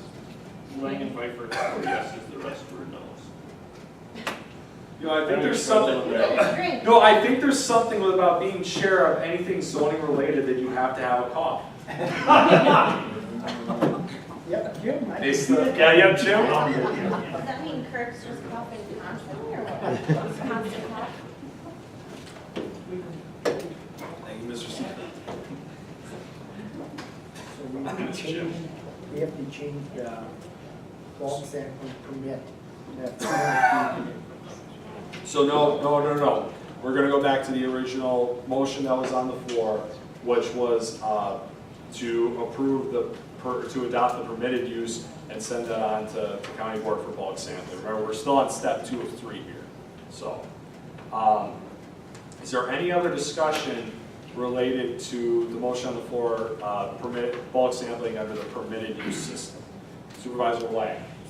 Maybe it's more of a question. Am I allowed to ask staff? You can ask him anything you want. Anything? Related to the motion on the I floor. mean, am I allowed to ask you what you would recommend in this case? Would you go with the permitting versus conditional? Are you allowed to? We really do not take a position. Our job is to give you options and to give you the best advice we can. And I can tell you, you absolutely have the power to grant a permitted version.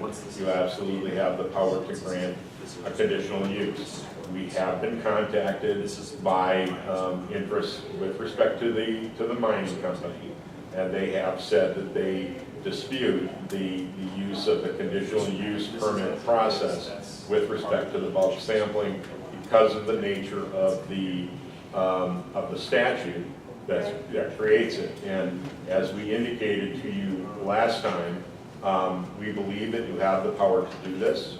However, you need to consider carefully whether that's going to result in an action to determine it to be unenforceable or to provoke otherwise state legislative action to preempt it. But you absolutely have the power to go either way. Thank you. You bet.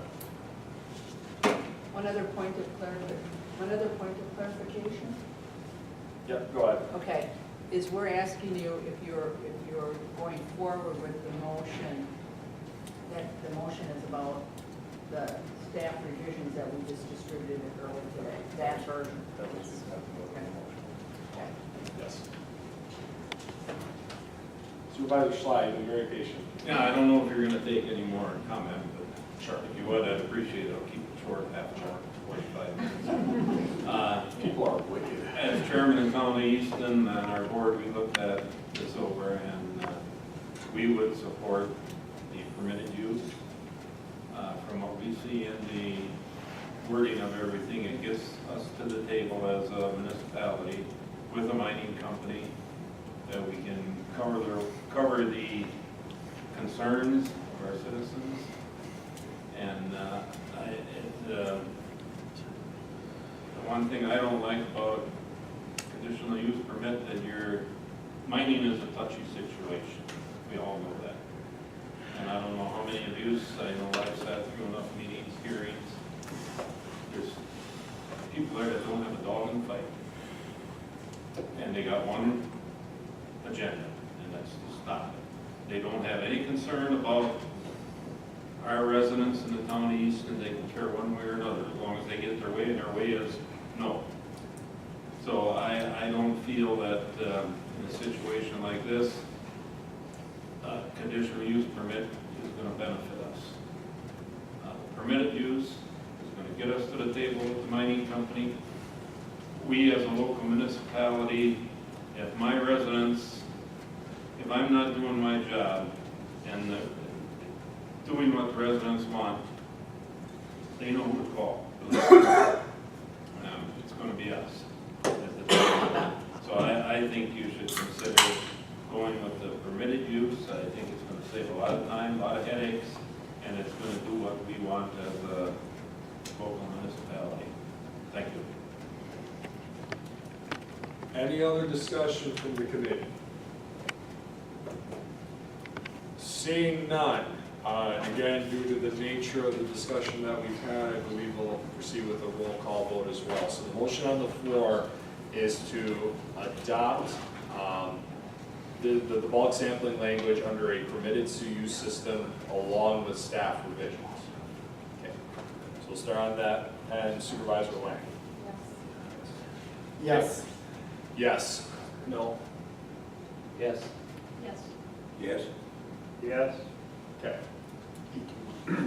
Cindy, got it? Yep. Okay, very good. All right, moving on, last part, prospecting. Anything from staff to add? All right, well, the good news is that there is only one option, and it's conditional use permit.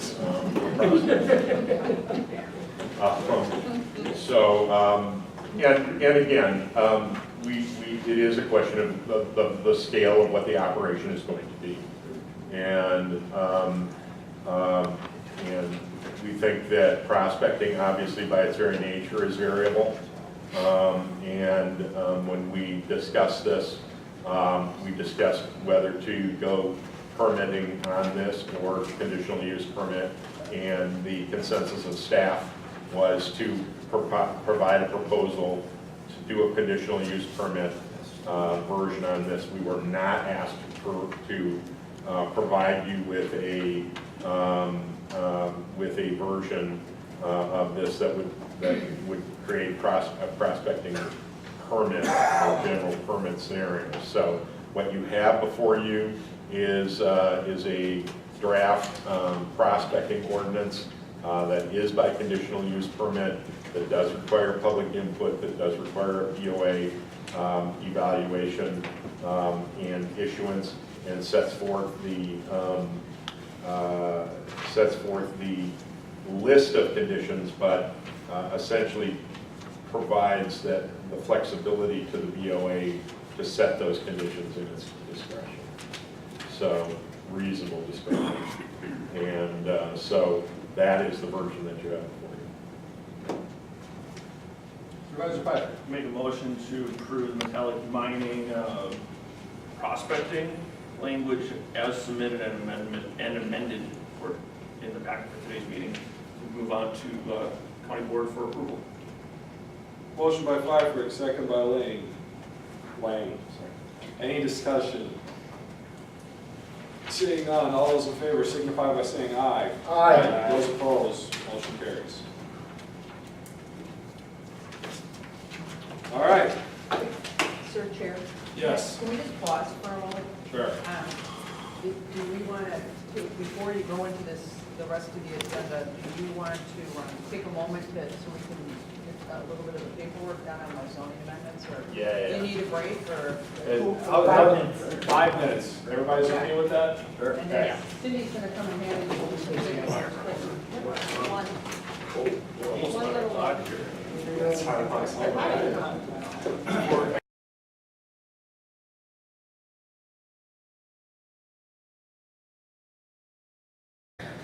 Okay, I'm gonna hold you to that. All right, we're gonna get rolling again here. Moving on to educational presentations, outcome, monitoring reports, and 5A. Department updates, conservation planning and zoning, parks, recreation and forestry, and solid waste department.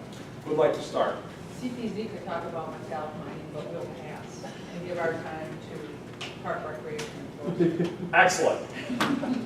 We have our new director here. Introduce yourself. All right. Hello, everybody. I'm Jamie Polly. I'm the Environmental Director. Day 4 on the job. Fourth meeting of the week, or I guess more than that even. But I'm excited to be here and be part of the department and the city, the county again. I grew up in Marathon County, so getting used to coming back and getting to know everything that's changed since I've been actually living here. I come back all the time because my family's still here. So it's a great place to be, and I'm really excited to move forward and getting to know the staff. So it's been a big task so far this week. There you go. We're glad to have you here. Tom, what you got? Just a couple things under other agenda items, so I'm good otherwise. Excellent. Dave? A couple of quick updates on solid waste. We just installed 6 new gas extraction wells as part of a large gas system expansion at our Bluebird Bridge landfill facility. Also this week we just began construction. Contractors on site developing 10 miles of off-road bike trails due to the Central Wisconsin Off-Road Cycling Coalition. And as of past month or two, we began feasibility for another expansion, another contiguous expansion on the Bluebird Bridge Recycling and Disposal Facility. This would be about 5 to 7 years out, but through the feasibility, that's about how long it takes to get a landfill up to the center. Okay, thank you. Anything else? All right. 5B, review floodplain regulations. Johnson. All right, I'm going to try to make this as quickly as I can, but we do need to educate this board a little bit on some things that are going to be happening. Over the past several years, we've had work with the Department of Natural Resources on Lake Wausau, dealing with the floodplain that's there, and it's coming due. And there's a date of September 28th, 2018 out there at this point. So you're going to be hearing about floodplain coming back to you for approval of an ordinance and some maps, updating stuff out there. But I wanted to be able to give you a little bit of update of what the flood insurance program is and what's happening here. So quickly going through what you may have heard is National Flood Insurance Program, NFIP. It is a voluntary program that municipalities can be part of, but the benefits of it is there's flood insurance, grants, loans, disaster assistance, federal-backed mortgages for all of our residents within the unincorporated areas of Marathon County. And I say unincorporated areas because we only regulate the unincorporated. Each city or village has to adopt and regulate their own floodplain ordinances that direction. So some of the goals are that we, of course, want to reduce the loss of life and property, minimize disaster relief costs, maintain those natural and beneficial functions of the floodplains, and of course, minimize those business interruptions and economic that they can. Goals are that we publish maps. These are the risk areas that you'll see in the future here. We also educate the public on their own risk every time that property is sold or construction on the property. We're always looking at what floodplain is one of the factors are there. If you are having a federally backed mortgage, you're required to have flood insurance if you have floodplain on the property. This is a way of the banks protecting their money and also protecting the citizens of their investments. You can actually see the picture down in the corner. Some of you may know that is Trails End Bar in 2010. To get in the front door, you would actually have to have scuba equipment, basically. It's up 3/4 of the front door. So we do have issues within Marathon County that we do have to, at times, look at as part of this. Some of the regulations, we do have development and reasonable safe flooding. By this is we're looking at the lowest floor elevations. when they're constructing, make sure they're above a base flood elevation, what they call, or that flood elevation. As you can see, some more pictures within the county. These are both also in 2010. And as part of a floodway or a floodplain, it does do, there's two sections of it. One is called the flood fringe and the floodway. And if they're determined in the situations, the floodway is actually where moving water is, which actually can cause a lot of damage. So we don't want any structures or any of that aspect in there. Along with even fill in that, because then you're looking at increasing that backup of water possibly in cases. So I can skip through this a little quicker here. But being part of the risk map project, we do get maps that we get to use the data and protect those watersheds. The one thing is many homeowners don't know that homeowners insurance does not cover flooding. And Marathon County, because we were in this program, anybody, I stress it, anybody can apply for flood insurance and get flood insurance. You don't have to have floodplain on the property. You don't have to have a high risk. It's a sliding scale of, if they call it an X, which are kind of out of the map area.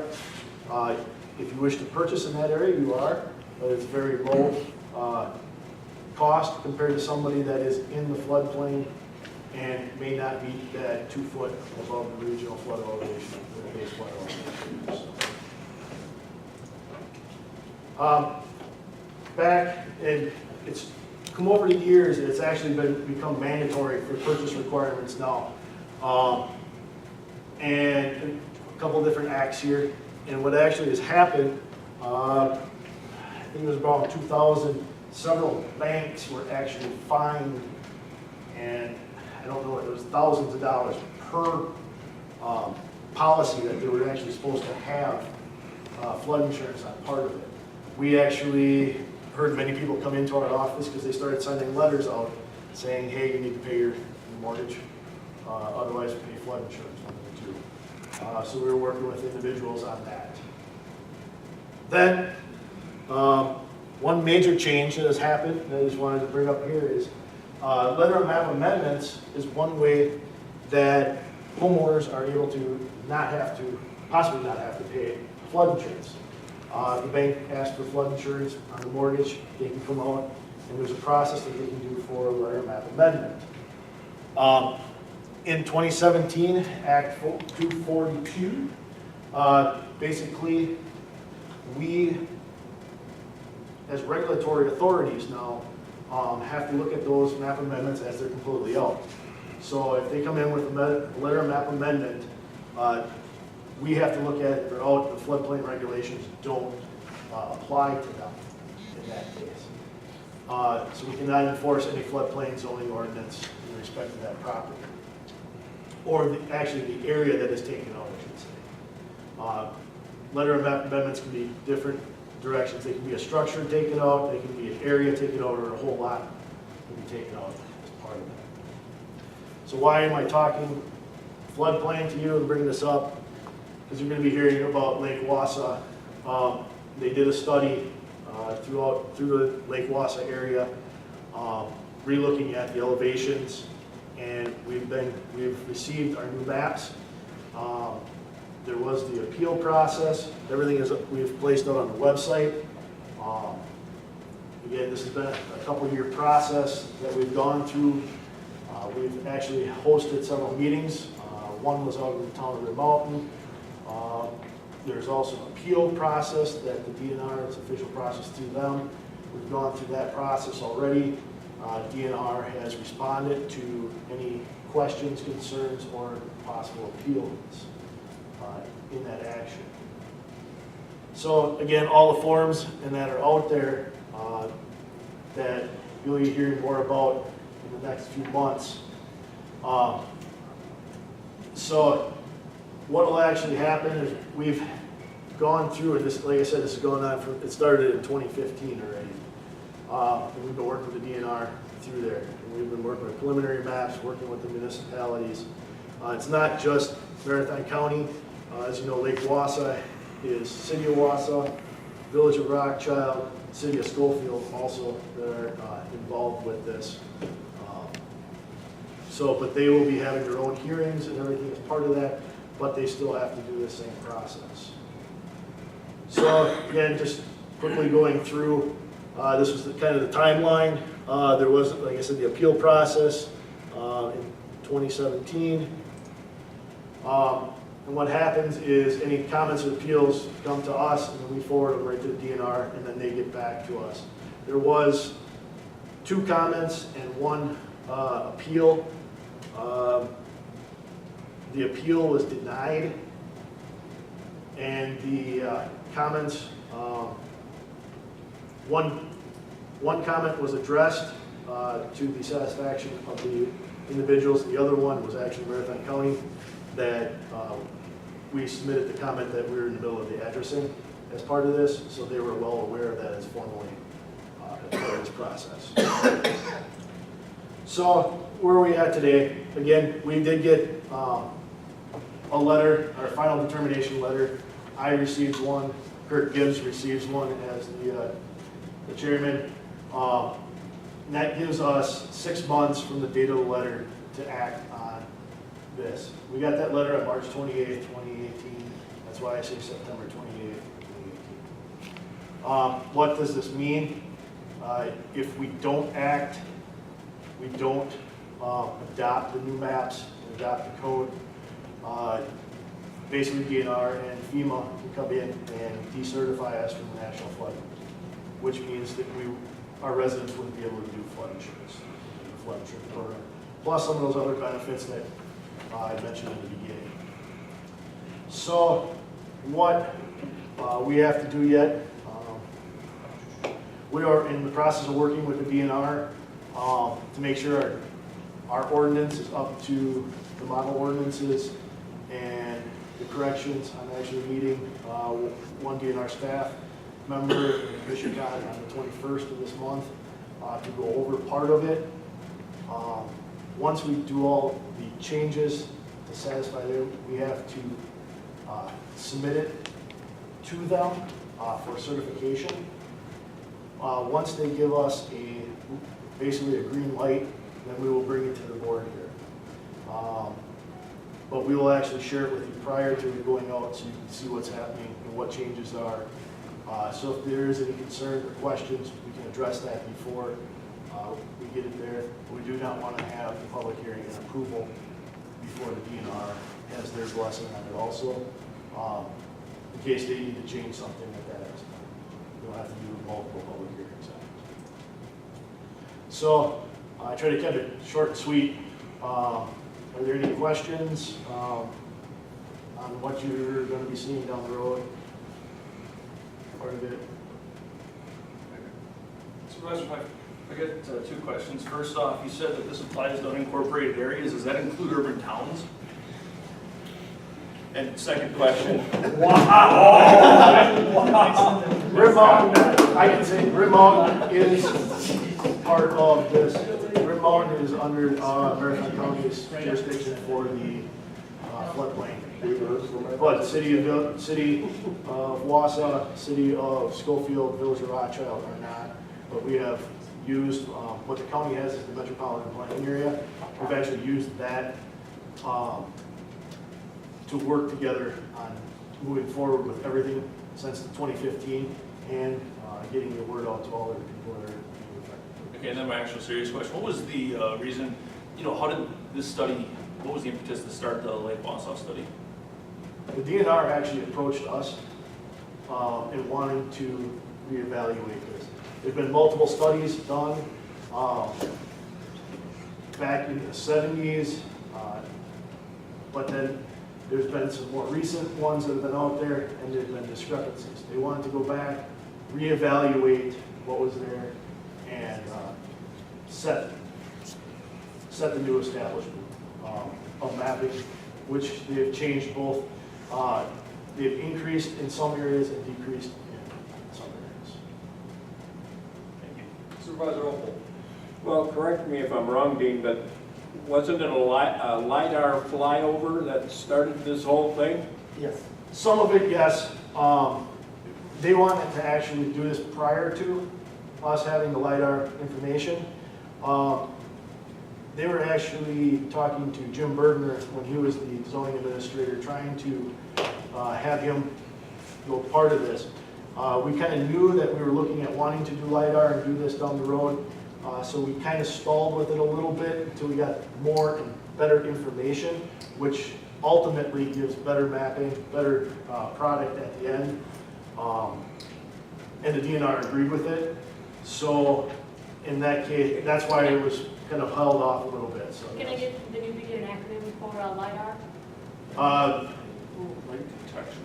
That's light radar. Well, you like 5 different acronyms. Yeah. Does anybody know what this is? I always look at it in simple terms for my understanding. You know how technology has grown in the last 10 to 15 years, okay? So, in the country, the Federal Emergency Management Agency, FEMA, develops the floodplain maps for the whole country, right? Okay. The only thing available for them to develop the floodplain maps, it's all based on elevations, are paper copies, at that time, paper copies of the United States Geological Survey, USGS, 10-foot contour maps. Okay?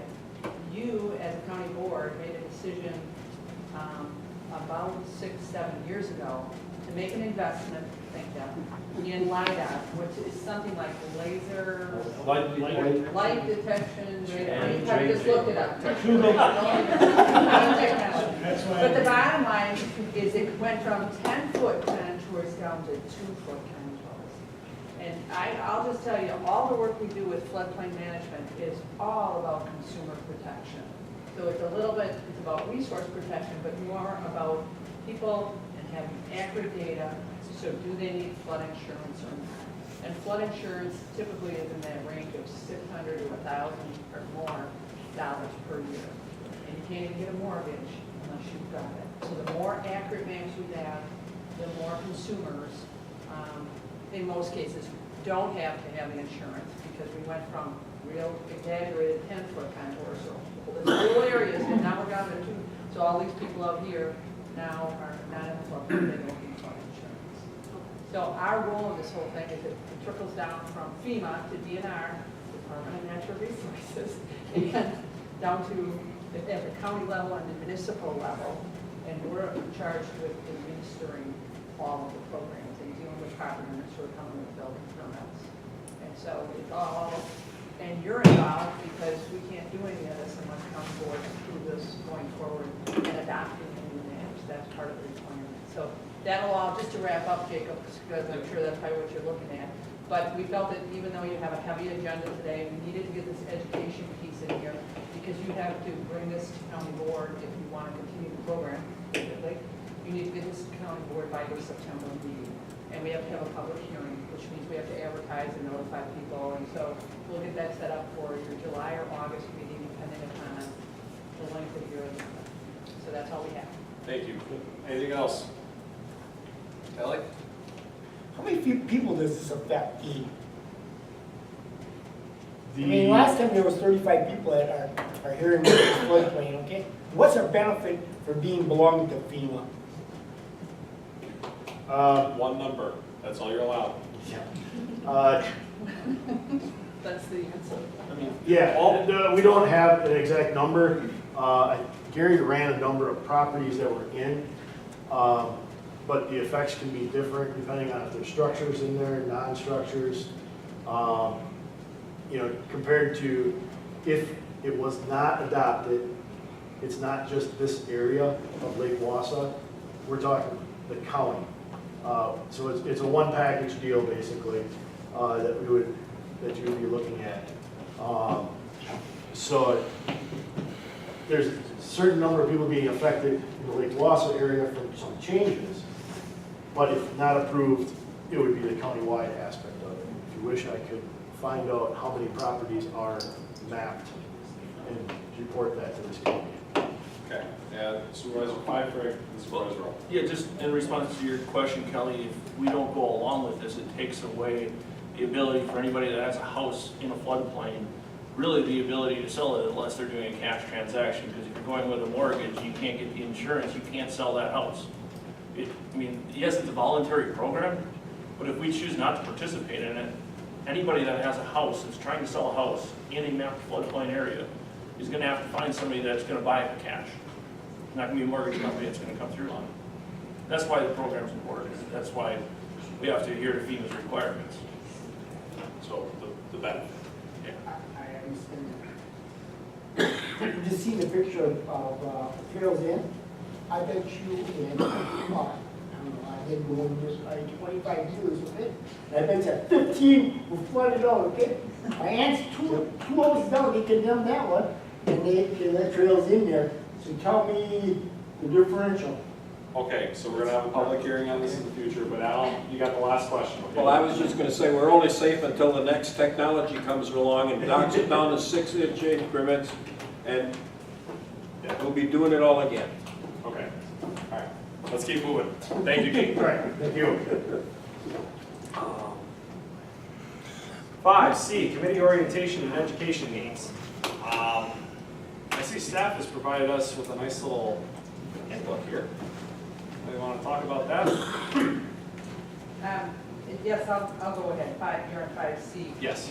We spoke of this at the last meeting, and this manual is available online, but the committee decided that they would like us, because it's not that it's a cost for us to get these manuals.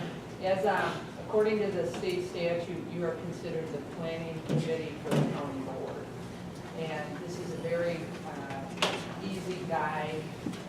At your leisure, you can read through it.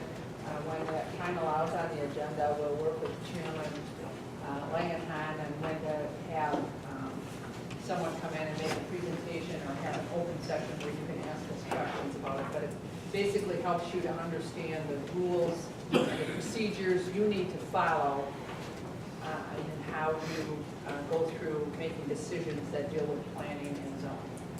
And, you know, just using an example, you just conducted 5 public hearings for rezonings.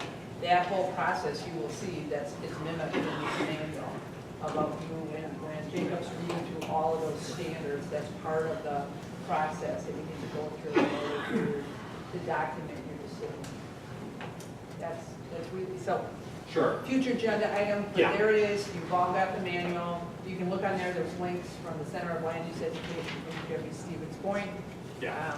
So if you have any questions in the meantime, you see something in there, you don't have to wait for a meeting to ask a question. Just call one of us and we'll help you out. In fact, I very much prefer it that way. Anyway, my kind of tentative plan, I want to work with staff too, is that I would like to, in August, have a quote-unquote retreat or something like that. I thought that I'd go through the numbers here where we can actually have a formal introduction to what CPC does, departments that are housed under CPC, their roles and functions in Marathon County, and how they ultimately relate to our strategic plan. That's what I would like to do. Obviously, agenda load will have a role to play there, but I think that we've been hit with enough topics in the first couple months that of this term that we do need to actually take a step back and actually have a little bit of onboarding. So that's kind of my very short-term goal for this committee. Anything else? Okay. Kelly brings up a good point here. We're going to jump back up to 3 for a couple seconds. Minutes for May 29th, are they done or were they just not? Or for the public hearing, I think it was May 30th. Yeah, they are completed. They were posted yesterday on the website. So Okay. it wasn't anything, you know, like packet. Gotcha. So we'll just approve them at the next meeting. Thank you. Okay. Okay. Very good. Moving on. 6, policy issues, discussion and committee determination to the county board for its consideration. 6A, Dells of Eau Claire Park land acquisition. Mr. Baldwin. Thank you. Well, there's a 4-acre piece that the county was approached just south of the Eau Claire Dells Park.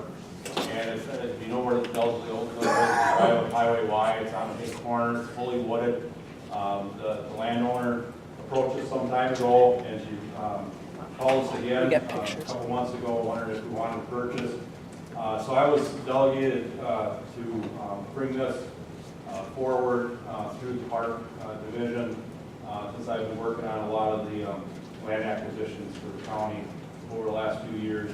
So I talked with her. The parcel, again, is 4 acres. It's fully wooded. It's the assessed value is $9,300 on that property, and she was asking $12,000. And the park commission met, and they decided to offer right in the middle $10,650 on the note of if we would have to do an appraisal, and there would be some additional costs there. So we kind of met her in the middle, and she accepted the county's offer of $10,650. The park commission met the other day, and they have a unanimous recommendation for purchase of the ERC committee. It meets the objectives and goals in the outdoor recreation plan, and you're just talking about the strategic plan. In the strategic plan, it has a goal of 320 acres of land per year will be acquired for the Marion County Parks and Forest System. So it meets that goal pretty well there. We have the vacant land disclosure report. I noted no concerns there. We did offer up paying for all the full-in costs. This was a small purchase to move this along, which is about $500. An environmental screen was ordered by the health department. They're going to complete that by June 30th. And title commitment was also ordered on the property, and that should be available at June 30th. If this committee wishes to forward this along to the Human Resources Finance and Property Committee in July, we're hoping to take it to the county board already for the July meeting and close in August. She's an 86-year-old lady that would like to get the money. She needs the money to pay off the remaining debt on the loan. So I guess with that, I'll just stop and see if there's any questions. Any questions for Tom? Seeing none, I would entertain a motion. So move. Motion by King. Second. Second by Pfeffer. Any discussion? Seeing none, all those in favor signify by saying aye. Aye. Those opposed, motion carries. 5B, Parks, Rec, and Forestry Capital Improvement Requests. Who wants to take this one? What? You got Tom? I guess I'll lead on. Okay. So I'm filling in for Peter Knotek today on these capital projects. These also went to the Park Commission this week. I can go through individually each one, or if you get a chance to look at them, I don't have to. But the gist of it is most of these have already been to the approved by this committee and gone to the CIP committee, and because of the money involved, they were lower on the list and didn't get funded. So we're reapplying for that money again this year. All of them except the rolling stock, that's the rolling stock, of course, for 2019 we're applying for. And then I believe the improvements are in place. No, I guess all of them have already been to the CIP committee. So what we're looking for is a motion to proceed to the CIP committee consideration. Okay. Any questions for Tom? Otherwise, Kelly.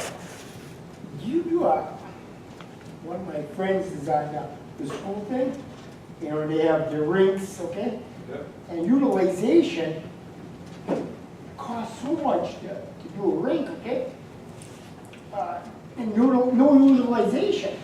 Count the people there and you're saying, it's costing us $200 a member to put an ice rink there.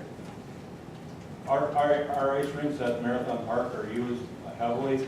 The ice time is bought very early and often, and a lot of times we have requests for more ice time that we can't provide. I don't know the exact numbers on that, Kelly, but our ice rinks are used a lot. Dan or Greg would be the guy. Oh, Supervisor Opel. Well, in reference to Kelly, I did the billing for the ice rink down at Marathon Park for about 15 years. Sat in front of a computer doing all of this, and believe me, they paid the price. You know, back when I was doing the billing, it was as much as $120 an hour during certain hours. You know, and then you only get 50 minutes for it.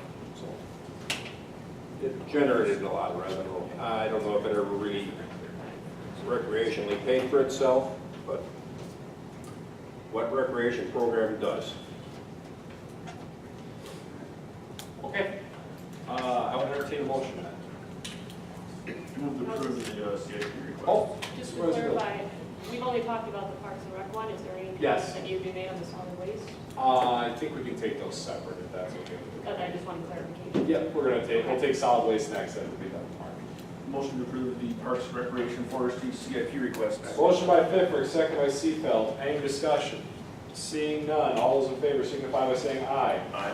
Those opposed, motion carries. Okay. 5C, solid waste capital improvement project request. Dave, what you got? All right, so Director Melissa Johnson has submitted for two capital improvement requests, one for Area B closure connection, and then one for the Phase 5A Bluebird Ridge.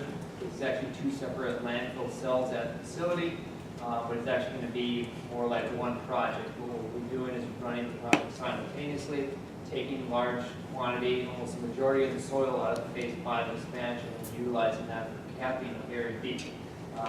We didn't really plan it like that. Things just sort of fell together, and it's going to work out really well. We'll be able to save on mobilization costs, fuel costs, transportation, stockpiling, seeding. Things should work out really well. Area B was in 1994 to current. It's partially closed, partially capped. Bluebird Ridge is our 20-acre cell right now that we're currently filling. And the expansion that we're going to be doing on that is already permitted. We're looking at possibly doing this as a 2-year project for 2 reasons. One reason is we're looking at possibly doing dirt work 1 year and then capping like the membrane the second year. We're also looking at alternative capping solutions. Some alternatives such as utilizing an ash cap rather than clay, or possibly a permeable membrane. And that's going to take a little bit of time to work with DNR on that alternative. The department plans to use department reserves and then closure escrow DNR funds for both projects. Okay. Any questions for Dave? Make a motion to approve the solid waste capital improvement project request from solid waste, I guess. Motion by Pfeffer. Second. Second by Seefeld. Any other discussion? Final words. Seeing none, all those in favor signify by saying aye. Aye. Those opposed, motion carries. Very good. Careful there, Jim. I know, thank you. Yeah. Committee discussion to establish process regarding outside group requests for educational presentation. Brad isn't here. He sent me to make a chair to make a half-hour presentation. I will throw you out of here. You will never come back. He strategically sent me because he looked at your agenda and saw it was so I'll be really quick. And I think it actually lends itself to the fact that we do have a heavy agenda. You kind of, this committee, by the very nature of your work, oftentimes has a fact-intensive agenda. So really what Brad was looking for from this group was some discussion to start to talk about what is the process by which you start to have or you allow educational presentations from outside entities to be made to the committee. And the backdrop for this discussion is really builds on the discussion I had with this body during the last term. You know, it's the board took by virtue of the rules you adopted, and you see your agenda today, it's set out, it tries to delineate what is operations and what is policy, because the general board direction has been, we want to make sure we're really mindful of when we're operating in a policy mode, and building on that, we want to make sure that the educational presentations you're getting are in that policy mode. It's like the presentation you got today from Dean Johnson. It's with the intent being you're going to have to make a very important policy decision relative to flood insurance in the very near future, so here's an educational presentation. What we want to guard against, what Brad wanted me to come here today to talk about, is we want to have a process by which we guard against education for education's sake, which I said the last time. And we're trying to do that through not only the agenda format that the board adopted, but also through how we utilize that agenda and how we make those educational presentations. So with that backdrop, Brad's thought process, and you can see from the notes he put in the packet, is really he wants to implement something that he's used in public safety and some of the other committees that he staffed, because technically now, through his work plan, Brad is seeking to really provide administration support and staff support for this committee from that administration perspective. And that is, the process is that all those educational presentations, and anyone on the committee, any member has one that wants to make, the first step is for that request to go through Brad, the information to go to Brad, to work with the chair, so that Brad can first and foremost go out, see what that presentation is going to look like, give the materials so that you don't first have a presentation that is far outside of anything you really need. The information isn't germane to this committee's work. But second, it's also what's on there is he'll write the agenda item, and he'll try to think about how does it fit in, working with the chair, how does it fit in kind of the time frame of when you need that education. You know, there's kind of a Goldilocks zone, I like to call it, where, you know, it's not too early, it's not too late, it's just right. And, you know, like Dean's presentation today, you're going to have to make a policy decision relative to the county's participation in that, allowing residents to participate in that flood insurance program. You're going to need to do that in September. So when do we want to make sure we get that educational presentation to you? Brad wants to have a process to make sure that it's not 8 months before you have to make a policy decision, because quite frankly, what's going to happen? You're going to get that presentation twice. So what he's hoping for is some discussion, and if you can have it, consensus amongst this body, this committee, on that idea that we really be mindful of your time as a resource, because I mean, you're pushing a 2.5-hour meeting. We want to make sure we make good use of your time, because that's the valuable asset here. So that those initial requests, if a committee member had them, would go not only to the chair but also to Brad, so that he can seek out the information, work with the chair Long and Han, to really not only get that presentation in a way that it'll be in the packet, it'll be meaningful for you, but also meaningful for the public. We need to make sure we provide meaningful notice to the public. They know what we're talking about. But then also fit it in your two-year term work plan. When do we need to have this decision made? When does it fit in that overall scope of what you're doing? Because right now, we spent a lot of time on mining for good reason. You have to fit things within that work plan, working with the chair. So that's Brad's initial pitch, and I took a half hour and I made it 5 minutes. It wasn't going to be a half hour. Any thoughts from the committee? Otherwise, I guess, from what I understand, and I don't know how things were done in the past, so maybe some of the staff can help me out here. If there was felt the need for a presentation that really came from the committee during a meeting, we communicated our needs to you, and then you guys ran with it, right? Well, yeah, let me help you out there. So randomly, and especially when the ERC, the Environmental Resources Committee, was overseeing the administration of the Environmental Impact Fund, randomly, someone would want to come forward and present their big project to you before we were even in the application phase of them applying for an environmental impact grant. And so randomly, we could have a presentation about a really good environmental project, and it was, in a sense, accepted, and sure, we'll listen to anyone, okay? And in that sense, it could be more skewed out. They want to make sure you're completely aware of it, so when you were starting to punch the buttons and rank the EIF projects, that you were even more aware of their project, because they were there 4 months before the actual application. So that had happened in the past, Jacob, so that's one example. And then other times we'd have, depending on who the chair of the committee was, they always welcomed whatever education that would come before them, okay?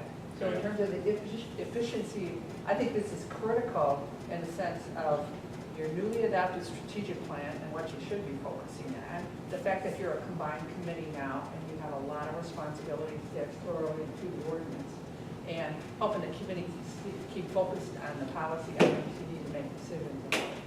And if I could add one thing, I think it also structures, sometimes, certainly in this committee, by virtue of your work, you have a lot of public comment.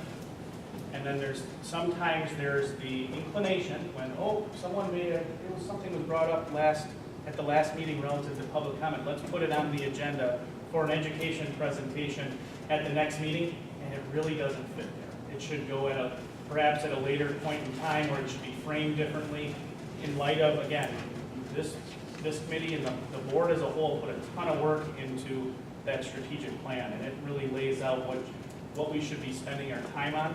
And Brad's, in his discussion with me, that was the takeaway, was we want to make sure we're focusing on not only the right things, but at the right time. So that was, if there was consensus, it's set up for action.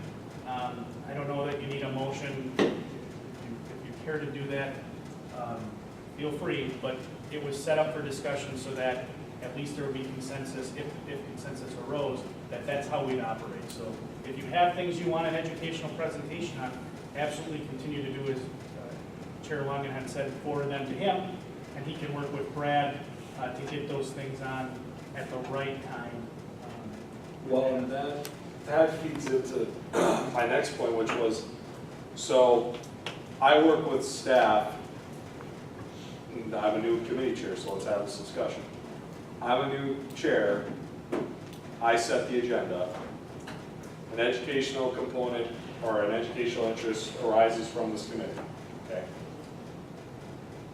I would think that it would come to staff or myself, and then when we need to put together the agenda, that's when it would be either added or in some cases there might be a thing where it's totally outside and you wouldn't have it on the agenda at all. Maybe too early, it may be too late or something like that. I think the extension of that's all accurate. The extension is that Brad would require that the presentation be fully provided to him, looked at, vetted, I guess you would say, and make sure that it...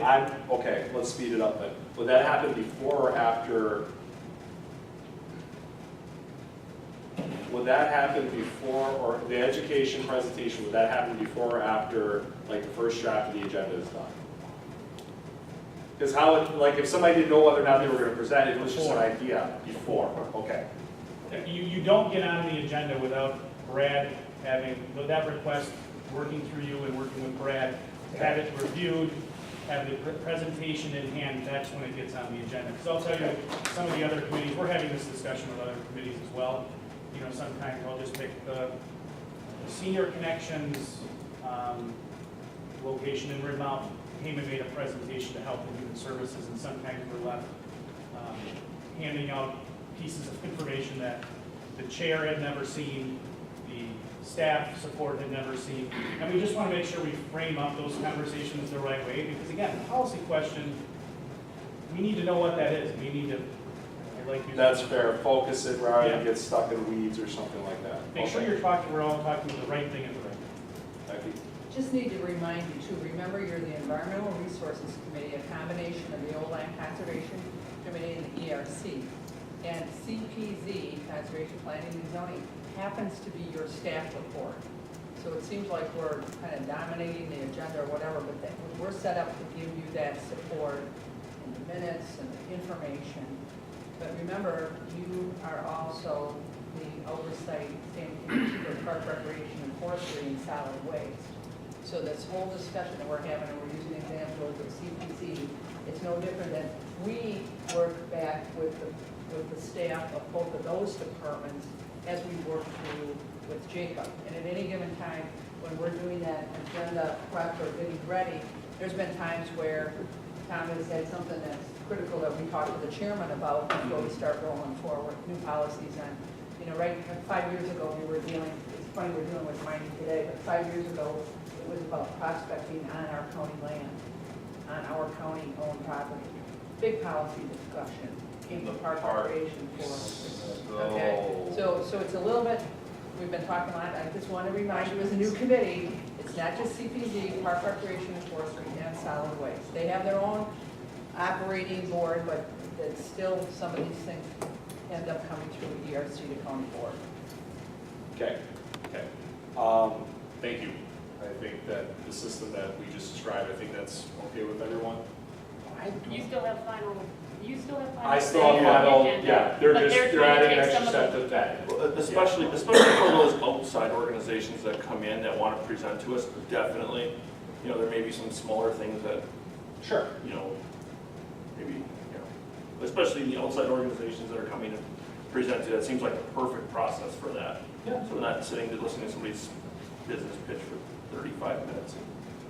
I would agree. Kelly? I've been on committee, I've been on many committees, okay? And I believe the chairman always does a good job. You do a good job, Jacob and Rebecca, okay? I don't need an administrator looking through the agenda and saying, hey, we should go this way. This is my personal opinion. I believe the chair should talk to the people who are underneath her, okay? And make the agenda, okay? Why do we need an administrator saying, we need this direction? If he can't do his job, vote somebody else in who can, because he does a good job. Would that stop the 2.5-hour meetings? It's my personal opinion. No, I'm just joking. Would that eliminate the number of 2.5-hour meetings that I have in my life? Okay, let's move on. 7, next meeting date, time, and location. I know we're right near the end, the finish line, but I gotta ask you to give just a little bit more from me today. So, I know I'm asking a lot, I'm demanding a lot of you guys. So, unfortunately, I don't think everybody's got a calendar in front of them. Do they? Yes, we do. You do? Well, I mean, besides on your phone, but, yeah. No, there should be a paper copy in front of you. There should be, okay. No, I just make paper. Okay. Does everybody got either an iPad or something like that in front of them? Okay. So here's kind of the problem we have with setting ERC for the first Thursday, right? I think that's the issue, right, Becky? That there are a couple months in the fall, and it's the city's credit, she got this. So there are a couple of months in the fall where the county board meeting falls too close to when we have ERC that we can't submit our stuff to Marathon County by the Friday deadline prior. So that's the issue here, that it gets really close. So we have to look at what my idea was the next 6 months and try and pick days. Okay. Yeah, you've all had your committee meetings already, your other committee meetings, so you know the schedules that you're working with. Let's try and pick days that work for everybody, okay? At least the best we can, all right? So we're in June, let's go to July, and we'll pick up right there. So July 2018, the first Thursday of that month would be July 5th, okay? Is there a problem there, Cindy? No? Okay. We'll keep it at July 5th at 3 p.m. for the time being, okay? Do we need to make sure that enough members will be in town because of the holiday the day before? I'll work with, yeah. And then I think, thank you, Sarah. If you do know you're gonna be out of town, please just call staff, call the clerk's office, notify somebody or notify myself, okay? Okay. So tentatively July 5th. So August 2nd, that would be the first Thursday at 3 p.m. Is that okay with everybody? Okay, August 2nd. I know when we get to fall, that's when it's going to start. So we move to September. September, the first Thursday would be September 6th. We have an issue there.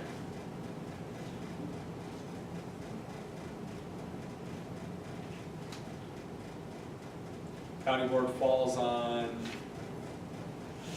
the 13th that month? Okay, we're still okay there? 6th on September should be okay, right, Cindy? Okay. County board's on the 12th, so that's, well, wait a second. Yeah, that's where That's where it's gonna be a problem, because I. Okay. tomorrow, this was all supposed to be given to Captain Kine at the clerk's office yesterday for the county board meeting. Okay. That's our problem. Okay. And that's the problem right there in September. Okay, So, so if let's you have- start in if you have- September. Yep. Let's start in September. What would be better than for staff to get what they need to get done here? It'd have to be earlier, right? So either the 3rd, the 4th, or the 5th. Unfortunately, we're really cramped there, because I don't want to, we can't meet on the 1st or the 2nd. 3rd is Labor Day. 3rd is Labor Day, so that's, hey, that makes it simpler, 4th or the 5th. Now, 4th, Look at the 4th, this is your calendar. yes, 4th is, 4th and looks like it's packed with stuff. I have Park Commission exec in that afternoon. So the 4th, I'd almost have to have the committee meet in the morning. Yeah. Question, is there any reason we can't move it back to the previous Thursday in those cases? The previous Thursday. So in this case, it'd be the last week in August? You said how you call it notices. Well, I understand it's gonna be a shorter window there, but at least we're staying consistent that our meetings are. It's an option. Right? I'd have to play it out. For what? Yep. 45 days, all that No, we gotta shift all that. We'd have to That's shift the it all. extra effort, No. finish line that I need, right there. I like to be consistent. If I know I gotta be meetings on Thursday, 3. So you're saying the 30th? Yeah, he's saying August Yeah, 30th. can you go back 1 month, Becky, to August, the calendar? It's at the top. It's right at the top, that's where I was at, just a second. So here's, what we're talking about is the first Thursday of the month is the 6th. Yep, and Randy's talking about, The yep, 30th right is there. right here. So we would essentially have 2 ERC meetings in 1 month. Yeah, but one's at the very beginning. Yes, yep. And that would give us a full week of processing that and getting it to county board. I just have to make one comment, because Dean and I just chatted briefly. Okay. Remember, your public hearings require us to notify people within 300 feet and publish it twice in the newspaper, basically 3 weeks before this. So this, all this scheduling is critical for the customers we serve. Okay. Because we have to notify them in advance when they're applying in July Yes. to get to a public hearing of when the deadlines are, which involves our town board's Yes. comments. Okay, so that's part of the critical piece of this. Okay. This is not convenience of the staff, it's all about Yeah. making sure we have the proper notification to people so they can, Sure. publish the public hearing. And if we set these now, it would be enough ahead of time that we could work with it. Right. So, okay. So you said August 30th? August 30th, does that work with everyone? Like I said, essentially we would have 2 ERC meetings in the month of August. So there's 4 weeks. Yeah. Yes, yep. Okay, so we'll set, for August, we'll have one on August 2nd and one on August 30th. So now September should be okay. Now we'll move to October. So in October, the first Thursday is October 4th. When is county board that month? The next week. The next week. So you're down to just what we have today, in 1 day. Okay. I'm getting this to pass behind. So we can either move it earlier that week, or are we gonna keep staggering things? Would Wednesday work? Because then I keep public hearing notices on the Same. calendar, the same how it is right now. Wednesday, I'll make them. Wednesday, October 3rd is what we're talking about. Perfect. Any objections? I don't know why we don't just stay on Thursdays at 3, because it's the same 4-week gap, but September 27th. tell me when the meeting is and I'll try to make it my best. Okay, thank you. I mean, stick with Thursdays, Yeah. even if we're moving them around to Thursday. And then you're always last gonna week be, of you're the gonna be month. 2 weeks before your educational meeting. Let me, and I don't want to get too far off track here, but is this only a fall issue? Who sets the county board times? Right there. Raise your hand Here's higher. the problem. I know for, and I'm not trying to dump it on Kurt, but the County Boards Association annual meeting is in September, that affects your schedule. Yep. And the whole budget process affects your schedule. Yeah. So that includes the months of September and the months of October, which May spills goes into over. July, that's it. Right. So that's part of what the challenge is. Okay. If you go along with Randy's idea and keeping it on Thursday, it would be Thursday, September 20th. 27th. 27th, yep. Sorry. So then there's 1, 2, 3. Well, the 6th. Yeah, it's 4 week gaps. Still a 4-week gap. but- are you If sure? if we met on September, oh, yes, you're right. If we did August 30th and then yes, you're absolutely correct. Good for us. So we have two options. We can either meet on the 3rd or we could move it to September 27th. I think the Board of Adjustment meets on September 27th. Okay. Double check that. Is that be out there? It's up there, but they meet in the morning too. Right. Yeah. Okay. Get your chair, you gotta make the decision. You okay with 27th? All right, let's go with 27th. Keep it consistent. Now I have a hunch we're just gonna do the same thing in October, but so we'll move to October. Wait, we That just was October. that was October, so we're gonna go to November. That's right. Thank you, sir. So in this case, it would be the 1st. Oh, that would work, because then it's a full week before you'd be doing county board. Okay. So November would work. Okay, so November's good. Can we jump to December, just out of curiosity? Yeah, and then you have just that one meeting, so then your December 6th would work. So December 6th would work. Yeah, okay, let me start that pattern again. Okay. And what we will do now then, if those are the dates you agreed to, Yep. we're gonna publish a calendar, because we have to publish a calendar, Done. not just for you, but for all the public that is applied. So Yep. we're gonna have to make some adjustments and let all the town board know what your schedule is. Done. So- Okay, so just to review for everybody. We're still going to meet July 5th. We're going to meet August 2nd and August 30th. And obviously this will all be in the calendar that staff is going to publish. Then we're going to meet September 27th. Then we will meet November 1st. Then December 6th, we start the process again. So really, it's 3 months where we kind of have a thing. Glitch. And the other quick question we have for you is, we just feel like this is probably the rule to have it due to the size of your committee, and us never knowing how many people might show up, because I think a large conference room does not accommodate. Yeah, and I like this setup that the committee's here, the staff is over here, we can both look at the public.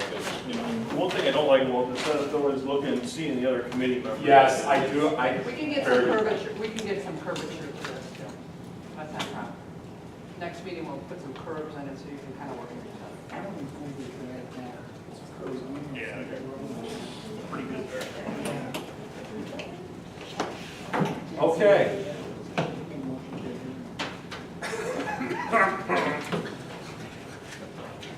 All right, so I'm just gonna move number 8, adjournment. We have a motion from King to adjourn.